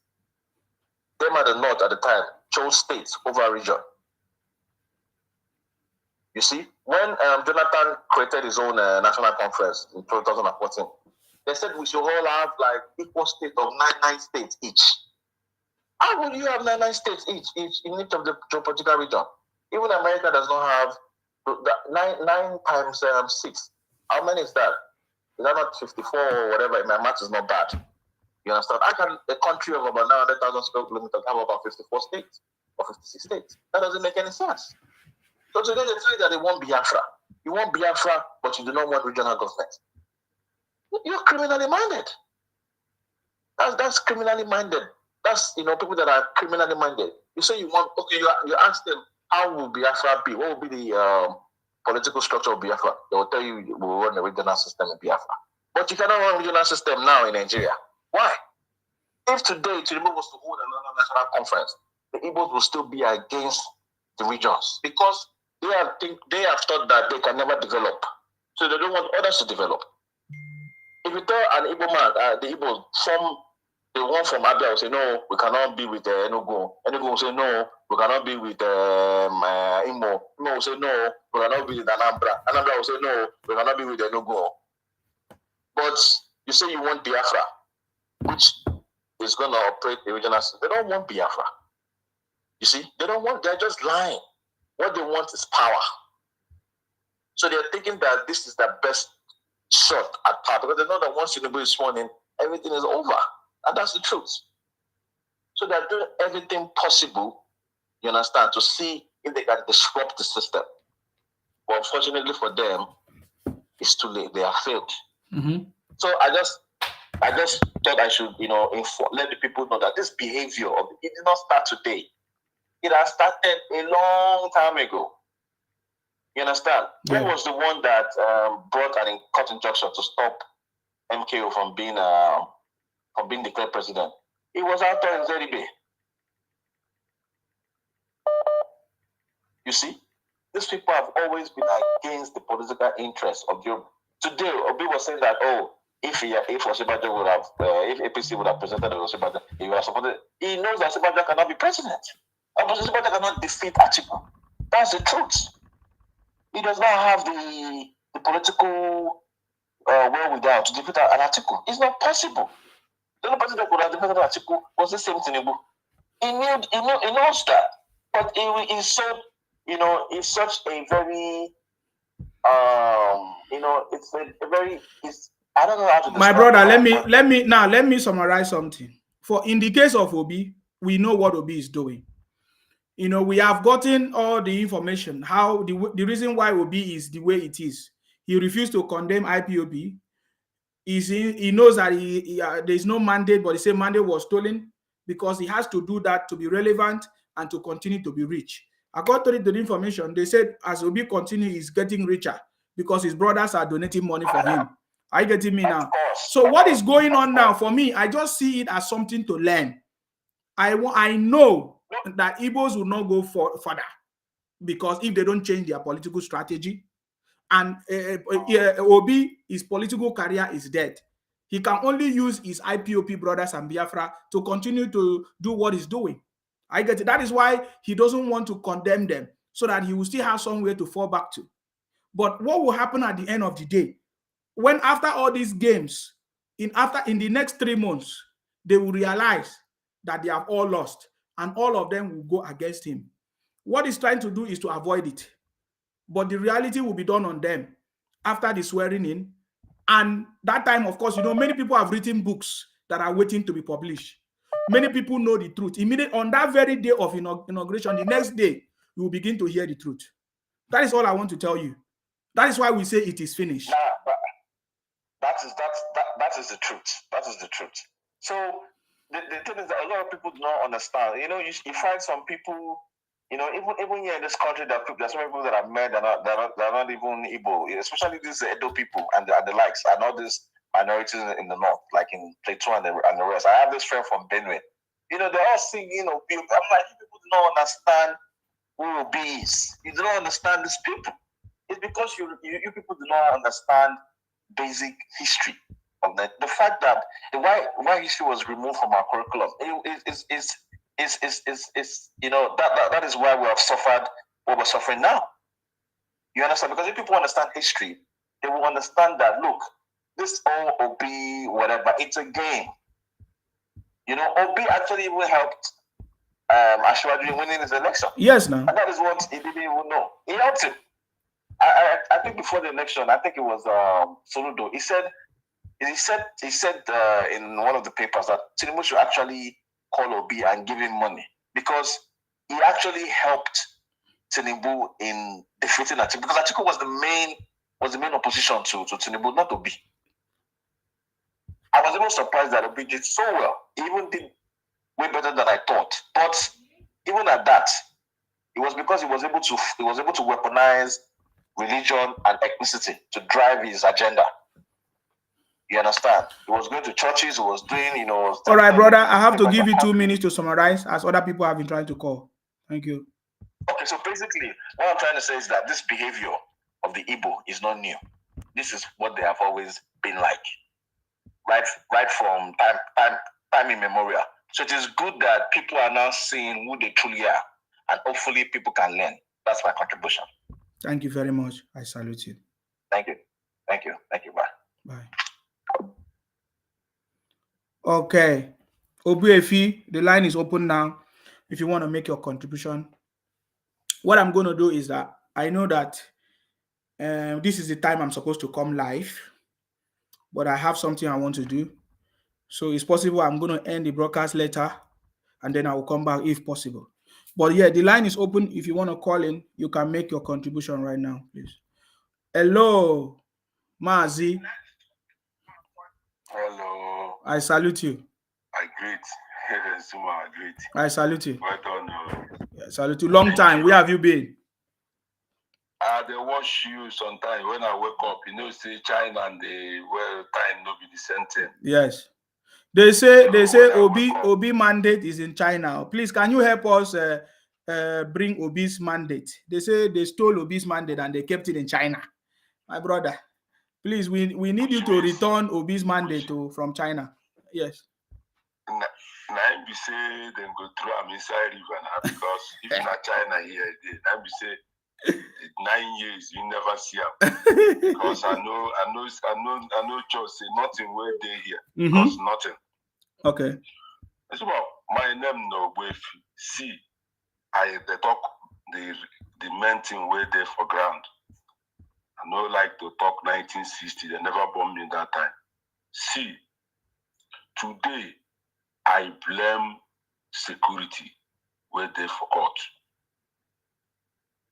Because those security where they forgot, see those crowd why they allow those crowd. Because they know saying IPOB people. As they know saying IPOB people, why they go allow those crowd to come there? Because now this thing they go do. When court then the tight, Obi go carry all of them come court. One day they go full inside court there. They feel kill somebody there because not them. They feel kill somebody there. Then they go talk say this one. The person where they kill, they don't kill him. Why should those security men allow those crowd there to come and harass somebody? See the wickedness of Obi. That man is an evil man, people know. But only be say IPOB people, you know, say when they think back, you know them. They evil in Obi. You see them, you know what thing they go do. If it is a man who want justice, as they talk say your mandate is stealer. Why when you see them, why can't you tell them say, go home, nobody should do this or do that? Because they know say once they gather like that, next thing to attack. But they allow them to do that thing, to do this thing they do that yesterday. But my own joy, my own happiness, and see my own happiness there is that this thing happen now. Court never start. The hearing never start. It happened now so that those judges witness it by their eyes. Them, so that this thing will not happen when the main issue start. Now they will restrict them. Nobody is supposed to restrict them that nobody should near even more than 10 to 15 pool of that court. So that somebody who come to court to give witness will come and go free. Because APC may call their own witness. I know that even though Obi have 1 million lawyers, he can never win Achiwaju because Obi did not win the election. But the main thing we say, if he call evidence, people will go come witness. As then they go tag them for road. And when you kill one person, that person don't die. No matter how you lock somebody for cell, for jail, that person where they killed already die. So what I am happy today because this thing happened. So that the judges, lawyers, everybody will be very, very serious and know that this thing is not a joke. And they will secure themselves. Exactly. And more security will be added. And that those judges supposed to give a word to P2B and his people. My brother, I'm telling you, to tell them that nobody should near this court again. Because the last day that we judge this case, IPOB people feel each 1 million come that court. When they judge that case, they fit kill those judges. Yes, I'm telling you. I know what you are saying now. Yeah. Yes. My own is that they can never win a Chiwaju. But if somebody they kill, they have killed the person. When they kill somebody, they have killed the person. The person is not coming back again. But what I know is that if we be like, let him sleep in the court. If he like, let him stand in the court. If he like, let him hang in the court. All the case we throw into dustbin. He will stay in the court, maybe sleeping. They will throw all his case, they will throw inside dustbin. But what IPOB will do if this one don't happen, now be my own. So the only happiness what I get when I have in my mind now is that these things happen now. So that everything, that's how God do his things. so that that peace will so that peace will come to this justice where they come, so that nobody will be injured. APC people will not be injured. That is the thing. I am telling you that if INEC announced that a PDP win this election, I'm telling you, people will not go to court for one day. But I thank God, our Igbo people, we don't think. We don't think. Somebody that gives you what you want is the somebody you hate. The hate Ashwaju. But the hate can never stop anything. The hate can never stop anything. Few days to go, Ashwaju will be our president and their president. Exactly. Whether they like it or they don't like it, that is written. And nobody will do what? We change it. If they like, let them hug transformer. If they like, let them follow Ashwaju. The man will be president for 8 years. That is all. But my own thing is that all of them, they are going back to do their Biafra. After 3 months coming now, or 6 months coming now, they are going back to start Biafra again. Whoa. Yes. They are going back, but no problem.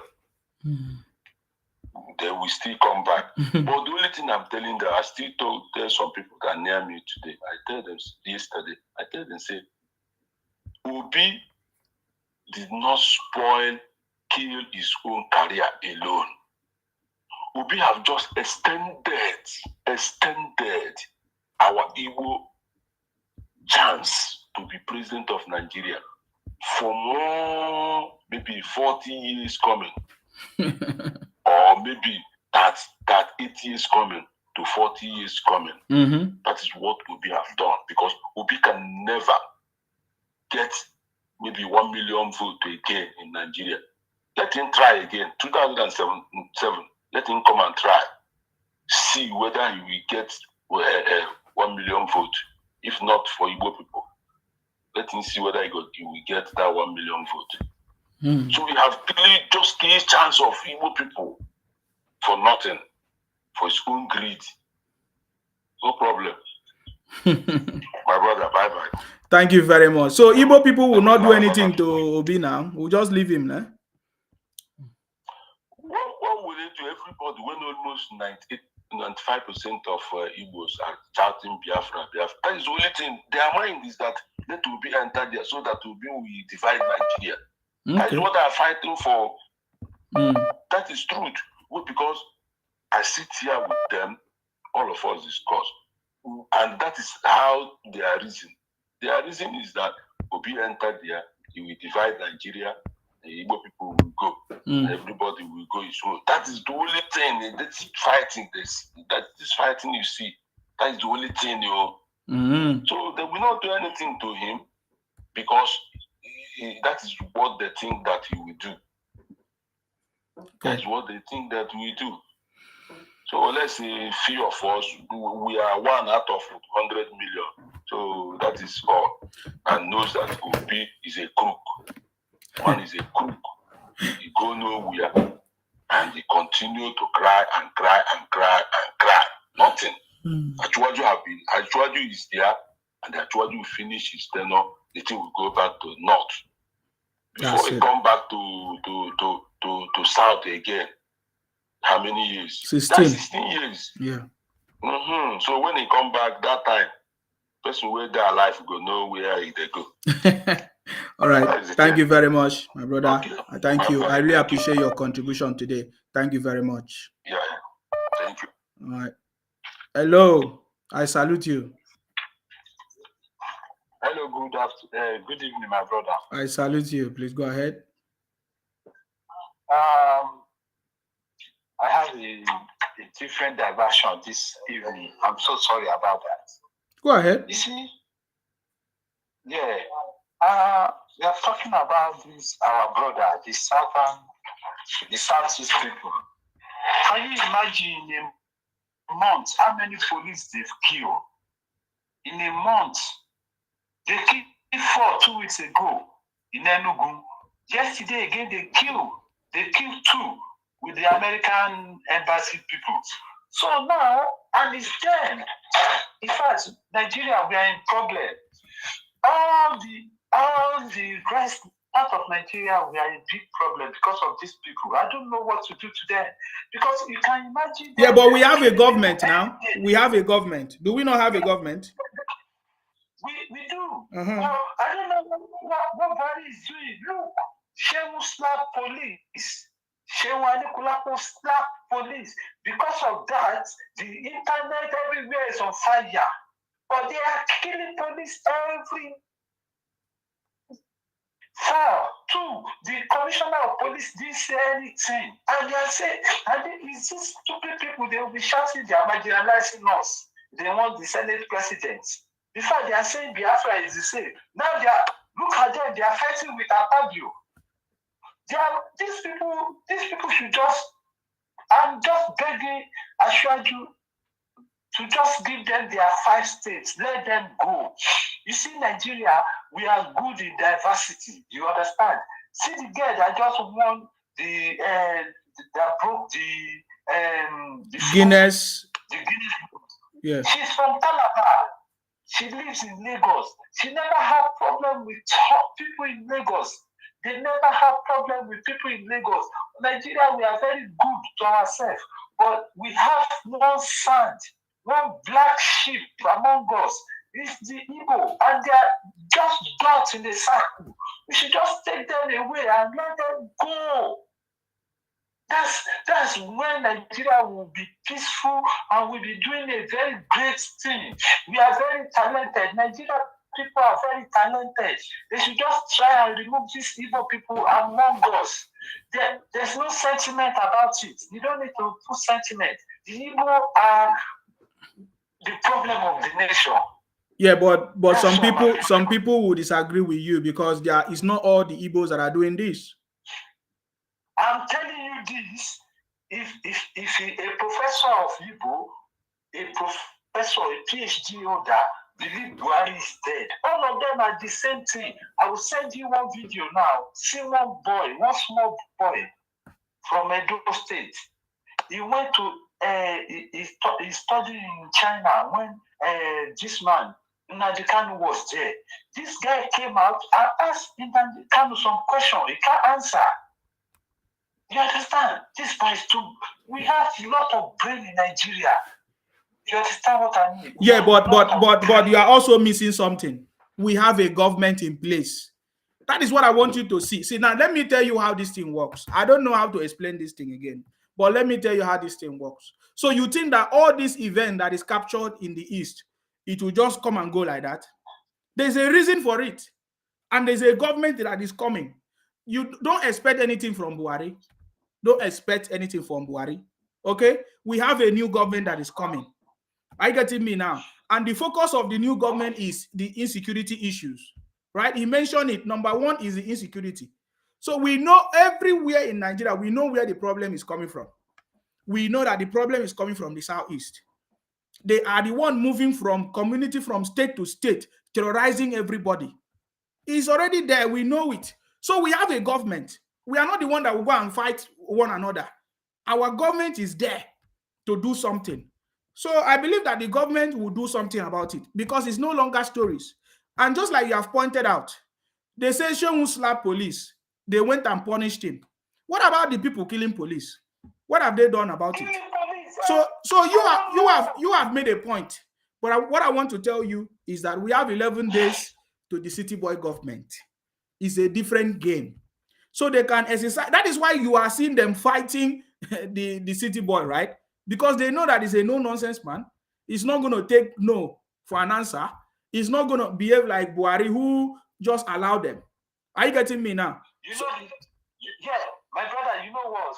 The time the government need to think of building the economy, now we're still telling people stop killing police. You know how many police? The government is not going to be telling people to stop killing police. You punish criminals. You people don't know that these guys are a bunch of criminals. This is what I'm trying to show you. They have been trained for the past 10 years by IPOP to be criminals. They are a bunch of criminals. You didn't see what happened today in the courtroom. But I don't want to go deep into this conversation. All I just want us to react into this. I said these guys are a bunch of criminals and they must be treated as criminals, as terrorists. That's the way they are. If the government don't, I told you today, Apapa today in court, he should go and thank God. If anybody that can send this message to him, I'm telling him right and now that they wanted to kill him. That is what they do. It was the police that saved him. These people, they kill people, they poison people. That is what they do. If you counter them, that is what they do. They have been doing this for years. The City Boy election exposed all these things that have been happening for many years. So that is the truth, my brother. So don't talk too much about this. Just summarize. Yes. It's too. May Almighty God bless you. Bless you more. Thank you very much. Thank you so much. Thank you very much, brother. I appreciate you. Yeah, we have less than 30 minutes to pick up this call, to pick up your calls, guys. We are going to come back later because we have something that we have to do before. That's why I came a little bit early. So please, if you want to call in and make your contribution. See, I have said this thing before, and I believe the government understands this. These guys are a bunch of criminals. They have been trained by IPOP for 10 years. They repeated the same thing. Go and check. What Peter Obi filed in the court is what every of them think about. Go and check what I've told you. I've said this thing many, many times. Hello, your name and where are you calling us from, please? I'm calling from London.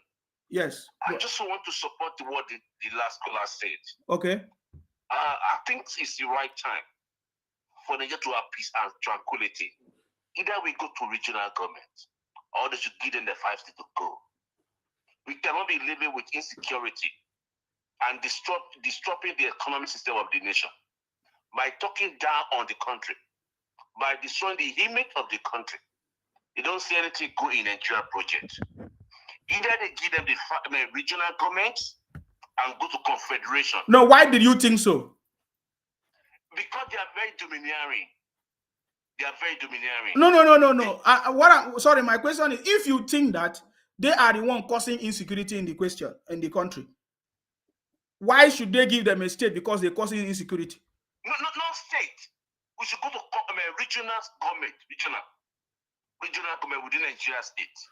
Or they should give them their 5 So how will that stop insecurity? Now they give them regional. We go back of the one we are having before. My brother, we have a problem.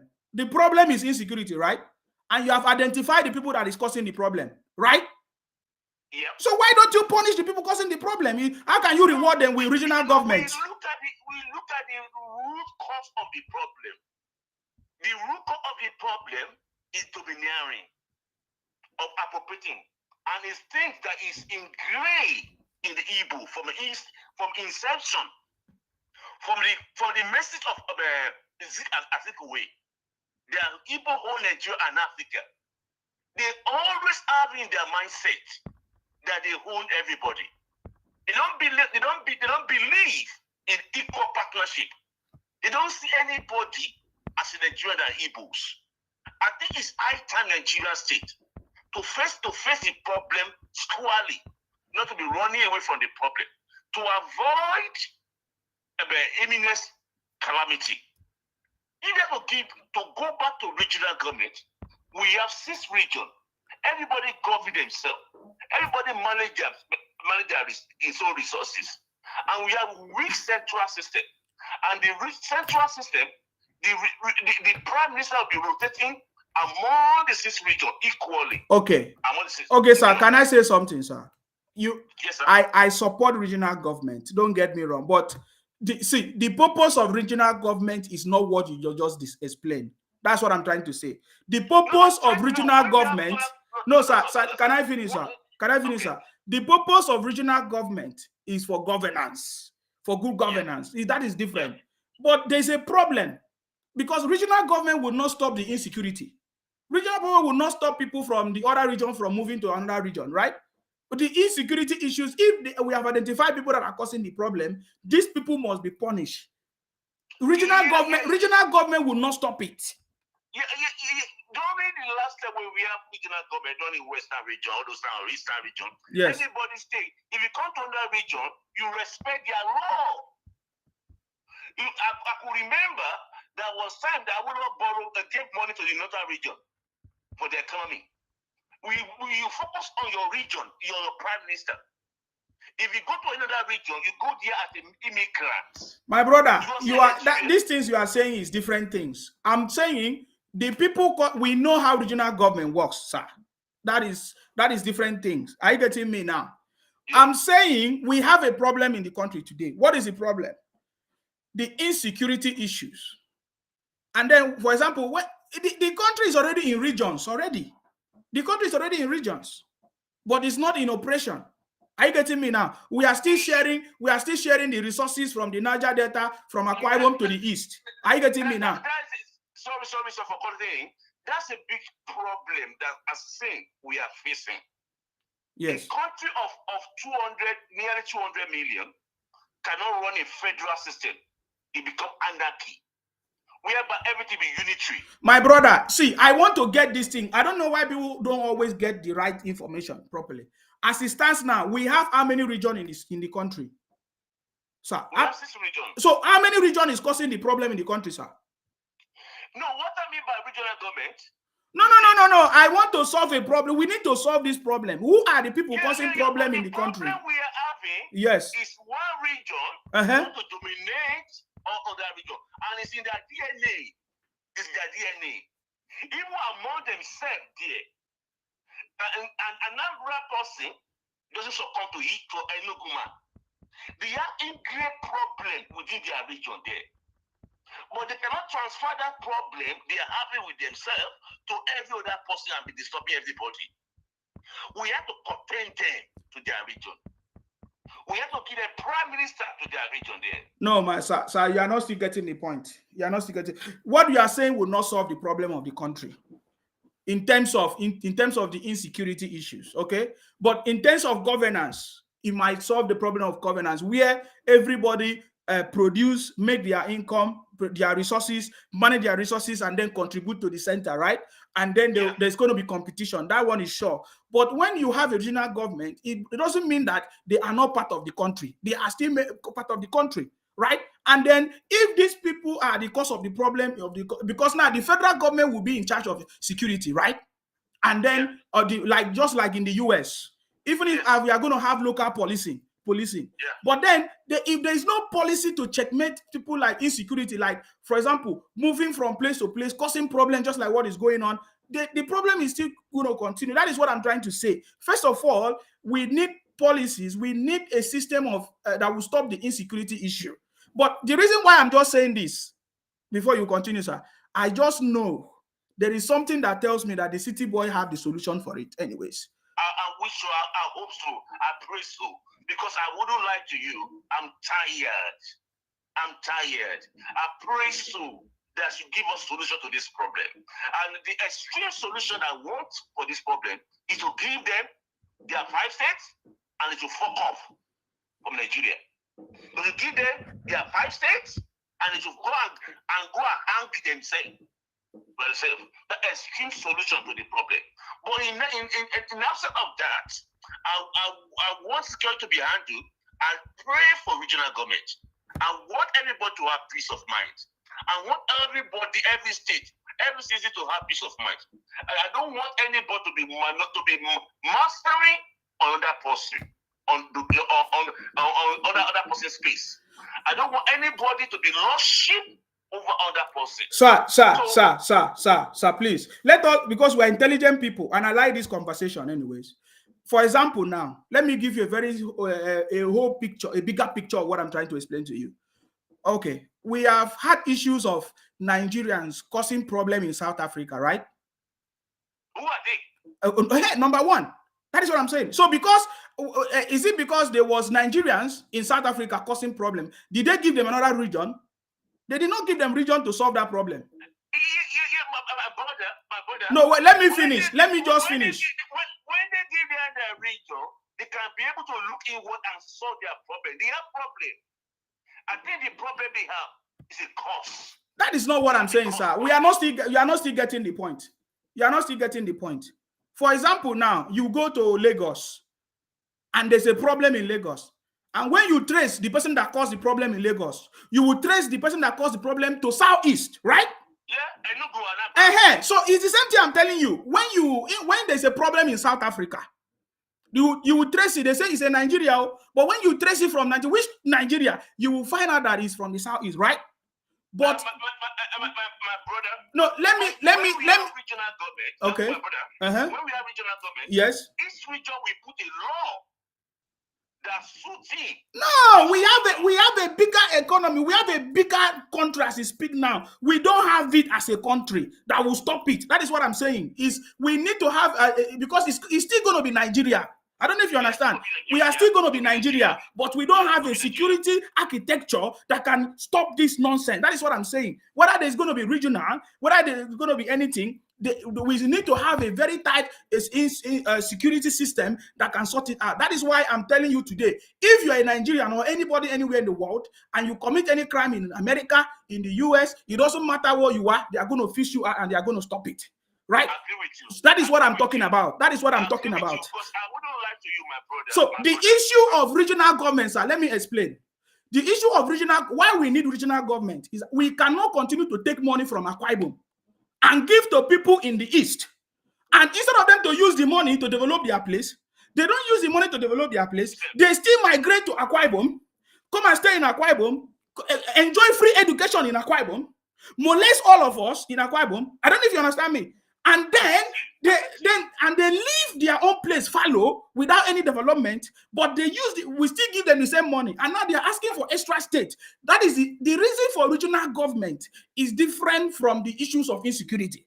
We need a very strong security architecture that will solve the problem of insecurity. Just like if you're a Nigerian and you commit a crime in South Africa, they will catch you and they will punish you. They will not say they will give you a region to stop you for you to be there and be doing your insecurity. No, I don't know if you understand me, sir. That is what we need to understand. Yes. Yeah, I get to what you are talking about. Yeah. We need a strong security. But my problem is this. These people, culturally, they are born criminals. It's ingrained in their DNA. They are perpetrators. They take for what doesn't belong to them. It's in their DNA. Imagine all the allocation given to them by the federal government about the resources from the archive, all those things. They share it among the few elite among themselves. And they keep on fighting each other, like an ant. They are not united. So this problem is more deeper. So if this problem have existed for many years, what is the federal government doing about it? Yeah, but the federal government have been just window dressing it. Exactly. So we need a government. Yes. Yes. We need a government that can checkmate it. Yes. Yeah, it's only not down. That's why clamoring for regional government, or they should give them a 5 states, and then they fuck off. They should fuck off from Nigeria. There are too much problems. So are you saying that when you give, for example, you give people 5 states, they will not still come and cause problem in Nigeria, or are they not part of Nigeria? Or they are part of no. They are part of Nigeria. During the last regional government we are having in the back that region, all this atmosphere were occupied by the EDG of that region.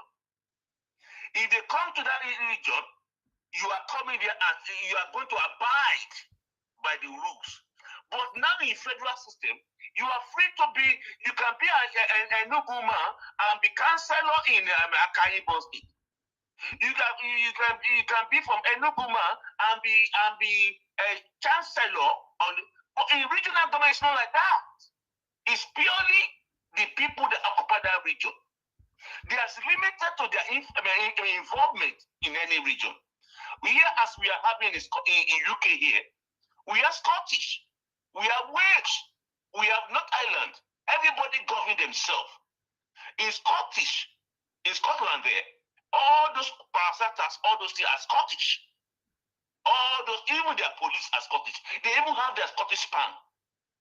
Not island have their home. Okay, sir. So I have to let you go because I think you are going into another conversation that is not in relation to what. Okay, for example, let us use what happened in court today now. Okay. If there was a regional government, because we still need to have a president, right? Yes. So if it was a regional government, what would have happened now that the people from the east caused problem in the court today? What would have happened?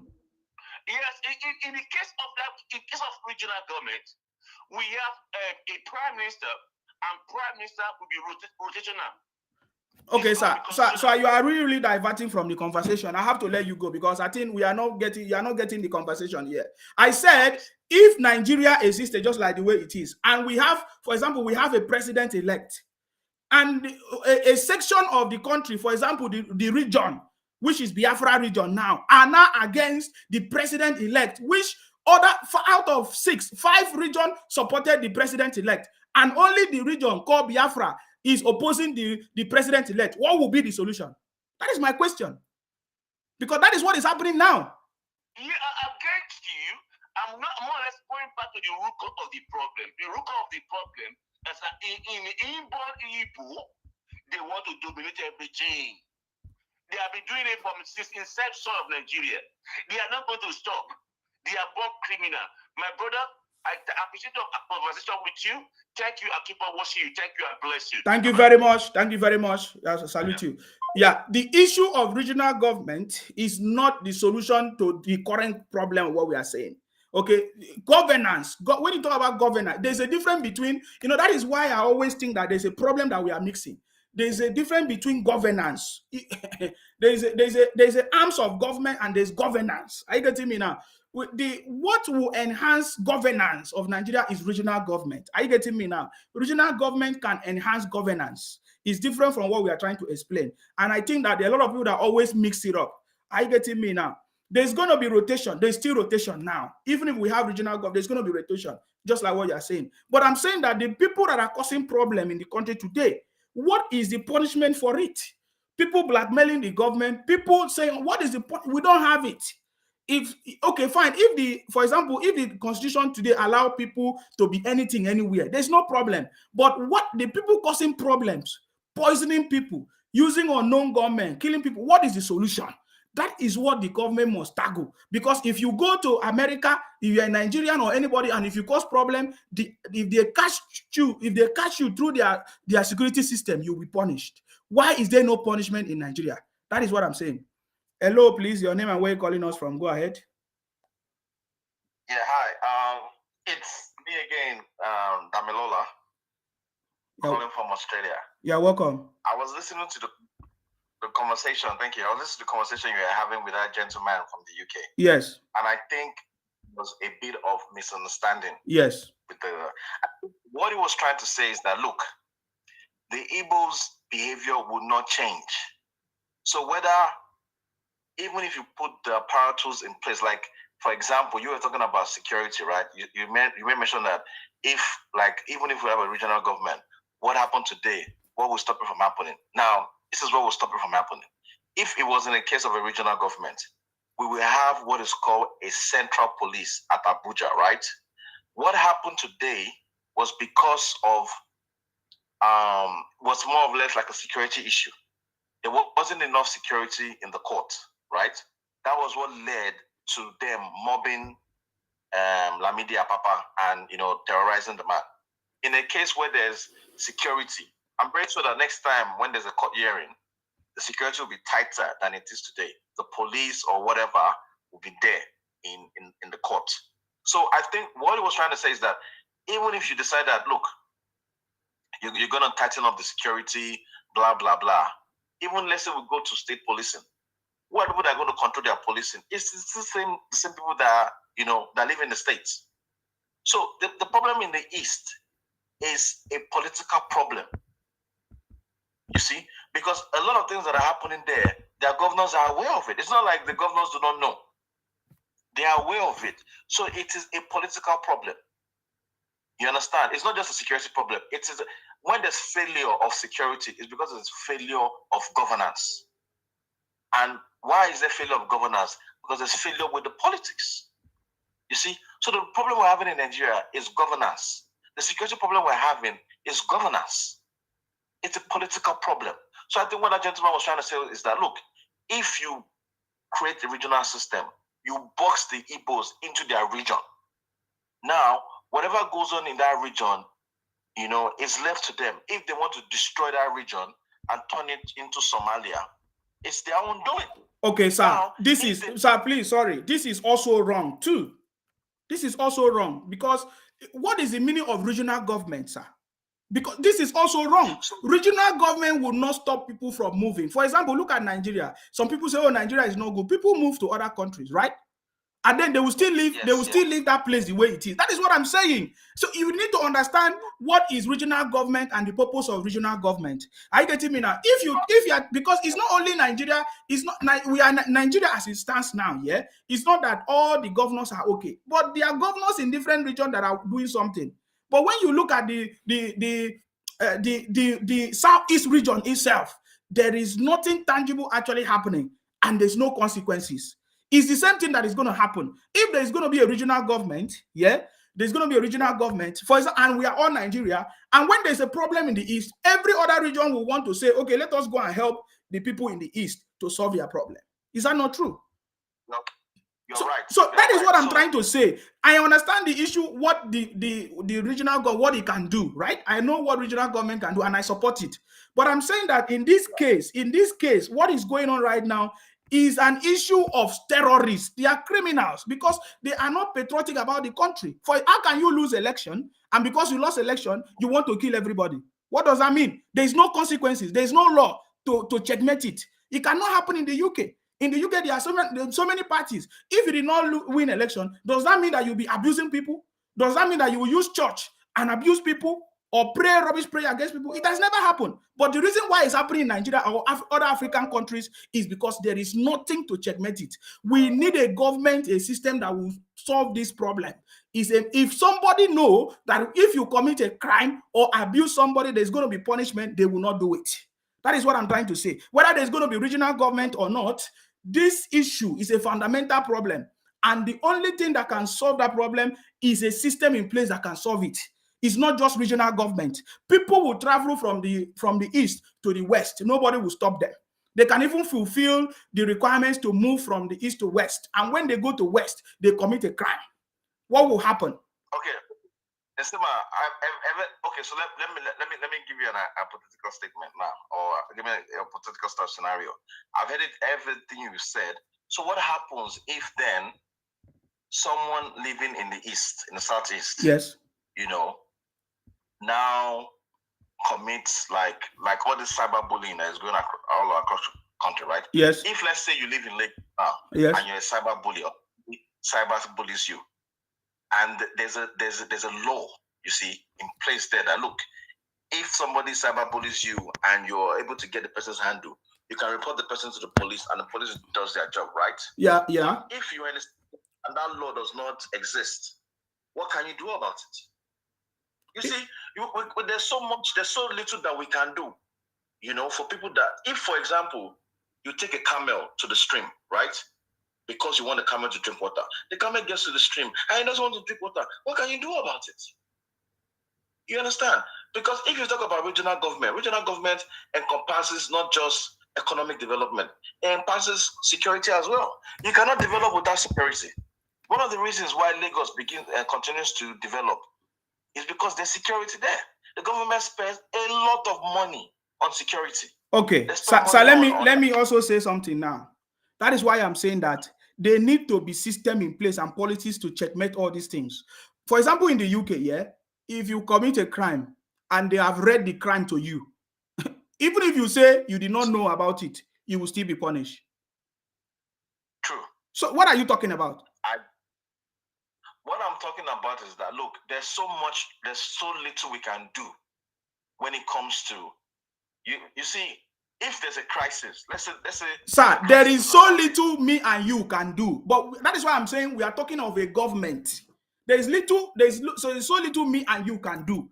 It is because we don't have a government that focus on. My brother, we are in a country that is working.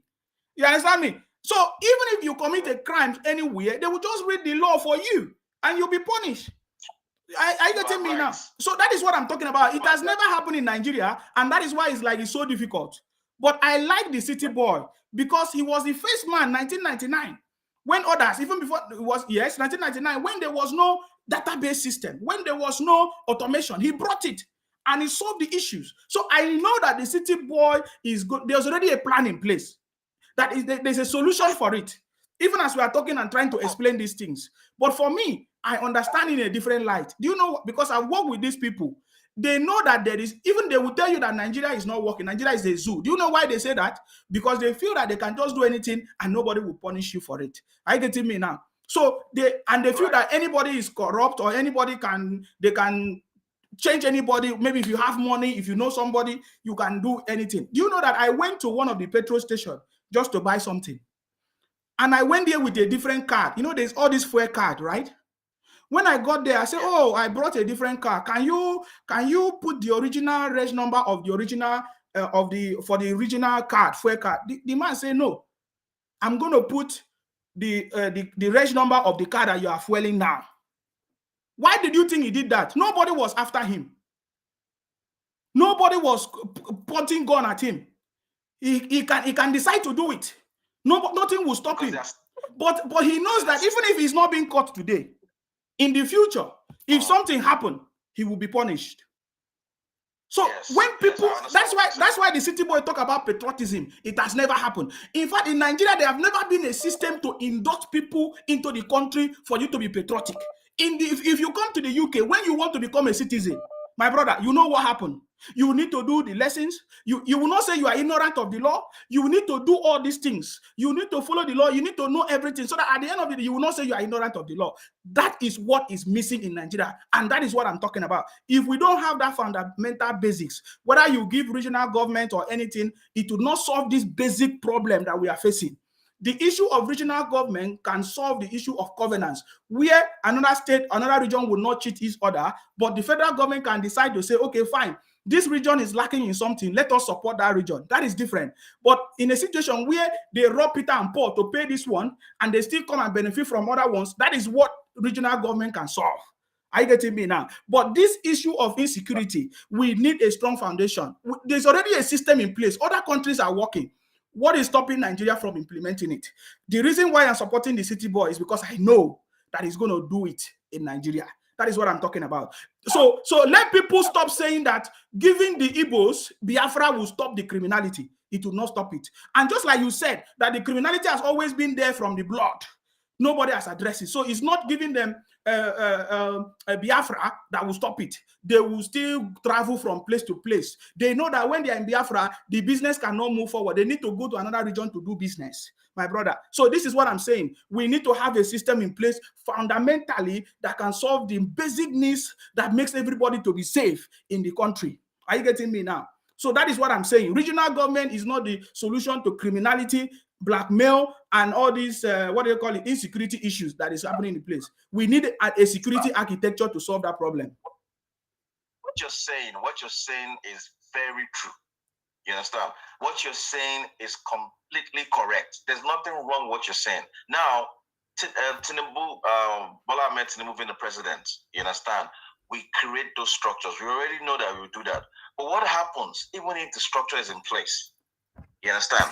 And still, they're still killing themselves in the Southeast. What do you do about it? What do you, if they are still killing themselves? If they're still killing themselves over there, still, what do you do about it? There's punishment for killing somebody now. That's what I'm telling you. So even as much as you put policies in place, and these people, it's not like they don't commit crimes in other crimes. You were talking about how the Southeast Southerners commit crime in South Africa. South Africa is when you're talking about structure, it's a far superior country to Nigeria in terms of structure. That does not still stop crime from being committed. These people go to countries in the UK, they go to Australia, they go everywhere in the world where there's systems. They still commit crime. Yeah, but when they commit the crime, the system caught up with them. That is what I'm saying. Can you imagine all the whole world like Nigeria, sir? I don't know if you understand what I'm trying to say. Can you imagine the whole world like Nigeria? No, the world is not like, of course. Yeah, no, I'm just saying, can you imagine like the UK is like Nigeria, where You can just do something and you go like that. No, those crimes that they committed in South Africa and they catch them, do you know that even if it was in Nigeria, they wouldn't have catched them? You're correct. So that is what I'm trying to say, sir. It's a fundamental issue that must be addressed. We need this. First of all, I think we need a database that can identify somebody that can do all these things. So it might take a longer time for this for the City Boy to solve all these problems. But my problem, what I'm trying to say is that we cannot continue to ignore issues when we see it happen. It grows and it grows and it grows. For example, we know that the Southeast is not contributing anything to Nigeria, yet they want to kill everybody. They want to demand everything. They want to. What is the government doing about it? Because there is nobody addressing it. There's nobody addressing it. You cannot take the money from Akwa Ibom and be paying people in the Southeast. I am so not happy about that situation. I am so not happy about that situation. You understand me? That is why we need regional government. Regional government, you eat what you kill. Exactly. That's what it means. You eat what you kill. So if you go to the stream or you go to the river and you're able to fish one fish, that is what you can fish. That is what you eat. And if I go to the river, I'm able to fish 3 fish. That is what I will eat. So when you do that, right, they will know within themselves to get their acts together. That is why they're misbehaving. Look, let me give you an instance, right? As a father now, right? You give your kids money.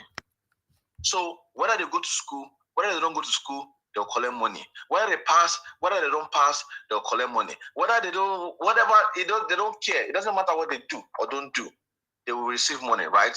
But when you withhold that money, right? You withhold that money, then you tell them that, look, you would only eat what you make. What would happen? They would change their ways. So the reason why we're having this crisis, you understand? Why the Southeasterners contribute next to zero to the federal coffers, yet receive federal allocation, is because of the system that we operate. By the time you change it, and it's not like there won't still be monthly allocation, there will still be some sort of allocation that will cross around the federation, right? But you are going to eat majority of what you make. Then your brain will reset. Right? You've been collecting free money. You don't want that free money to end now. And that is what they are fighting. They know that when Tinubu comes there, there's going to be changes. They know it. That is what they are fighting. You don't blame them. Because it's like, I know that if somebody comes into my life, what I've been benefiting before, it will stop. I will fight you now. Yeah, that is why it's only the Southeast that are fighting, because they know that they will not get that chunk of money anymore. Because that is why Azikiwe collapsed the regional system that was working. I understand that. But we need punishment for crime and criminality. That way, it will stop all this problem. My brother, I have to let you go because other people are calling. Or except if you have anything to say for the next 2 minutes, yeah? No. Thank you very much. I think all I've said has been said. You're definitely right. We need structures in place. You understand? Because even if we were to have a regional system, there will still be federal police. There will be regional police. There will be certain crimes that the regional police will tackle. Any crime that has to do with terrorism. You understand? That's even the FBI. That's what they do in the US. You understand? Yes. If, for example, in any state, all the states have their own police, right? New York Police Department, LA Police Department, blah, blah, blah. They deal with petty crimes, murder, blah, blah, blah. In a situation whereby you hold people hostage, right? That has gone from a state crime to a federal crime. Then the FBI comes into that situation because it has gone beyond a local issue. It is now a national issue because their hostages have been taken. That is terrorism. You understand now? So, if for any reason, there's a terrorist, whatever, in Nigeria, even when we have regional government, the federal police will step in, and that's how you check and balance all these things. You understand? We are right. We need structures in place, and I believe that's what Ashwaju is going to bring to the polity. But you cannot still, even with all the structures and all the policy, you cannot still change the way people behave. That is impossible. Yeah, he talks about patriotism, change of mindset. Yeah. So I think in Nigeria we have what is called NOA. I've been talking about this National Orientation Agency. This thing have not been working. Yes. That is why, because he knows what he's saying. He knows that without mindset, there's no amount of policies or changes. Those things will work, though. All of us have to believe in the City Boy government. That is why we have the City Boy movement. We need to do these things. Understand? Because this is what we need, my brother. That's all I can tell you. In this country, in the UK, where we are, okay, you read the laws, they point it out to you, they educate you, there's briefing every day, they brief you, they give you details, they give you direction. That is what we need in that country. They have to be serious government. People that are in government should know that they are serving the people and should serve. That is what we need. That is why I said that the government of the City Boy is a government of unity and competency, hard work. It's not people like Audius Okalu. They never did anything. He want to become Senate president. For what? So these are the things that we need to checkmate. We need people that have track record, that are ready to serve the people, to be in government. Not people that want to go and eat money. That is their mindset. It thinks that because he's an able man, is entitled. You see, that's the entitlement problem we're talking about. That is their mind. That is how they think. It's because that is exactly the same thing I'm saying. If the federal government understand that there are many tribes in the country, they could have protected every tribe, but the federal government lost that job. They did not do their job too. So that is why I'm saying we need a system to stop that problem. Some group of people cannot say they dominate everybody, they are the cause of they are this and that. No, it is because the government itself is not protecting its citizen. That is what is missing. And that is what I'm trying to say.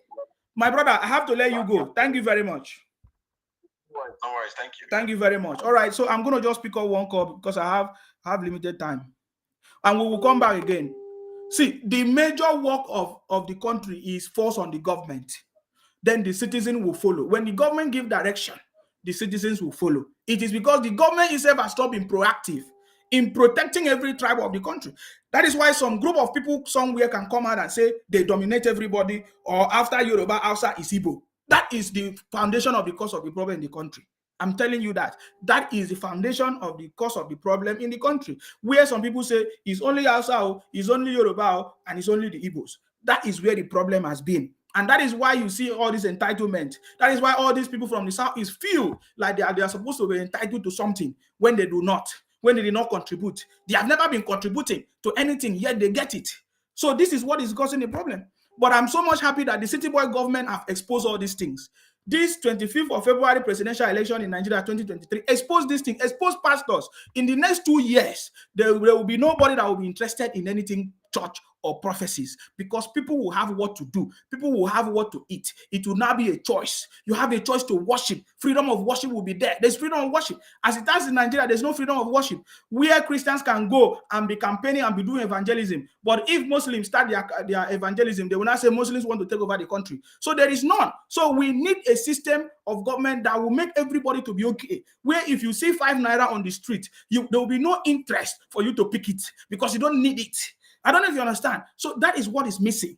And we need the federal government to step up. It is their job. It is the job of the government to put these things in place, and then the people will follow. You understand me? It is not individuals will not step up. People like us, like the City Boy movement, we will not amplify it. We will not support it in the little way we can. But if there is no foundation at all, how can the people function? Are you getting me now? So this is what is missing, and this is what we are talking about. Again, regional government is not the solution to the criminality and the insecurity issues that is going on in the East. The solution to the criminality and the insecurity in the East is to have a system of security that can, the security architecture or infrastructure that can stop criminality and insecurities. Are you getting me now? The issue of regional government is for governance.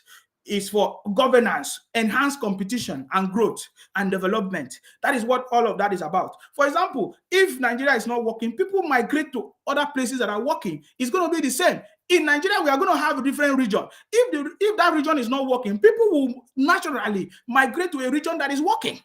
That is the truth. I don't know why people are still not thinking the right way. That is why in the East, they know that the East is not working. They go to the state where things are working. They go to Lagos. They go to Akwa Ibom. They go to River State, where there is a government at least that is making things to work. It's going to be the same. when there is a regional government, people will still move to different places where things are working. What will make every region to work is if there is a system in place that will checkmate all this criminality, that will checkmate accountability, leadership management. And that is what we are talking about. This is what we are talking about, and it's very, very important that the federal government put this system in place. That is why I love the statement of Dangote, because this is what we need to understand. The problem of poverty is not giving people money, it's putting the system in place. The issue of the country, Nigeria, is to put the system in place. And that is why I love what Dangote said here, that Tinubu will create a pathway to success that will bring massive transformation to Nigeria. We will support his vision. This is what we are talking about. A system that will support creativity, that will support entrepreneurship, that will reward hardship, that will reward people that are, that are using their hands to do things. This is what we need. But in Nigeria, we don't have those systems. Most of the things there, people can use mago and succeed, and they become something. You see, so we need a system in place that can also reward people who follow a particular way for success. This is what we need. Are you getting me now? This is what we need, and I think the City Boy is ready to do that. And the City Boy movement is here to support the City Boy. We are in the City Boy movement. We have people of different skills and knowledge that will bring all the ideas. All of us, we are all over the world. We're in America. We're in the UK. We use those our expertise. We will learn from things that is going on where we live, and then we can improve on it and implement it in Nigeria. If we don't do it, it's story. We will continue to talk from now to tomorrow. It will be the same. I've listened to one of our brother who called from, is it Australia, telling us the story of everything that happened in 1966, even all of that, how they formed different group, parties, Azikiwe, all these things, Awolowo, and then it has always been the problem and that the Igbos do this, the Yorubas do this, but that problem has never been solved. There was no attempt to solve the problem. So are we going to continue talking about it? There have to be a solution, and that solution is putting a system in place that will checkmate all these things so that we can move forward. A pathway to success, system of success. And one of the things, the two outstanding things about the City Boy that I so much remember is the issue of insecurity. He said the issue of insecurity and electricity. This is one of the things I know that the City Boy should focus on. Even if it's his first 2 years or first tenure, he should focus on the issue of insecurity and electricity. If you provide electricity, things can work fine. Insecurity, solve it, things will move forward. And then if we can move the country to regional, where it will promote competition, this is something so good. This is something so good as well, you see. And then from there, we can move forward, guys. This is what I'm thinking, and that is the way out. And I know that the City Boy knows about this. Are you getting me? So, guys, I just have to end this broadcast here, and I come back again, hopefully, if I have the time. Of course, my name is Akparawa Nsima, the first son of Idu. I'm from Akwa Ibom. Our job is to make sure that we continue to fight in order to protect and to defend our land. And for those our brothers and sisters in the City Boy movement, if you want to be there, if you are ready, if you are preparing to be present at the inauguration, if you want to join us, please, you can contact me. The number is on the screen. We will tell you how to get this material so that you can be part of us. We are going to be there. We're going to be live and direct, City Boy movement. And what we represent, we are young people, Nigerians, all of us, not just young people, everybody with the skills, with the ideas, with our skills all over the world. We are coming together for the first time in history to support our own government and as our elected president in the country. And that is what we want to do. We are going to support the president, the City Boy, with our ideas, with our skills and experience all over the world. Most of us, we are engineers, scientists, nurses, everything, doctors. So we have all these skills. We put it together. We share our ideas. We are going to get there.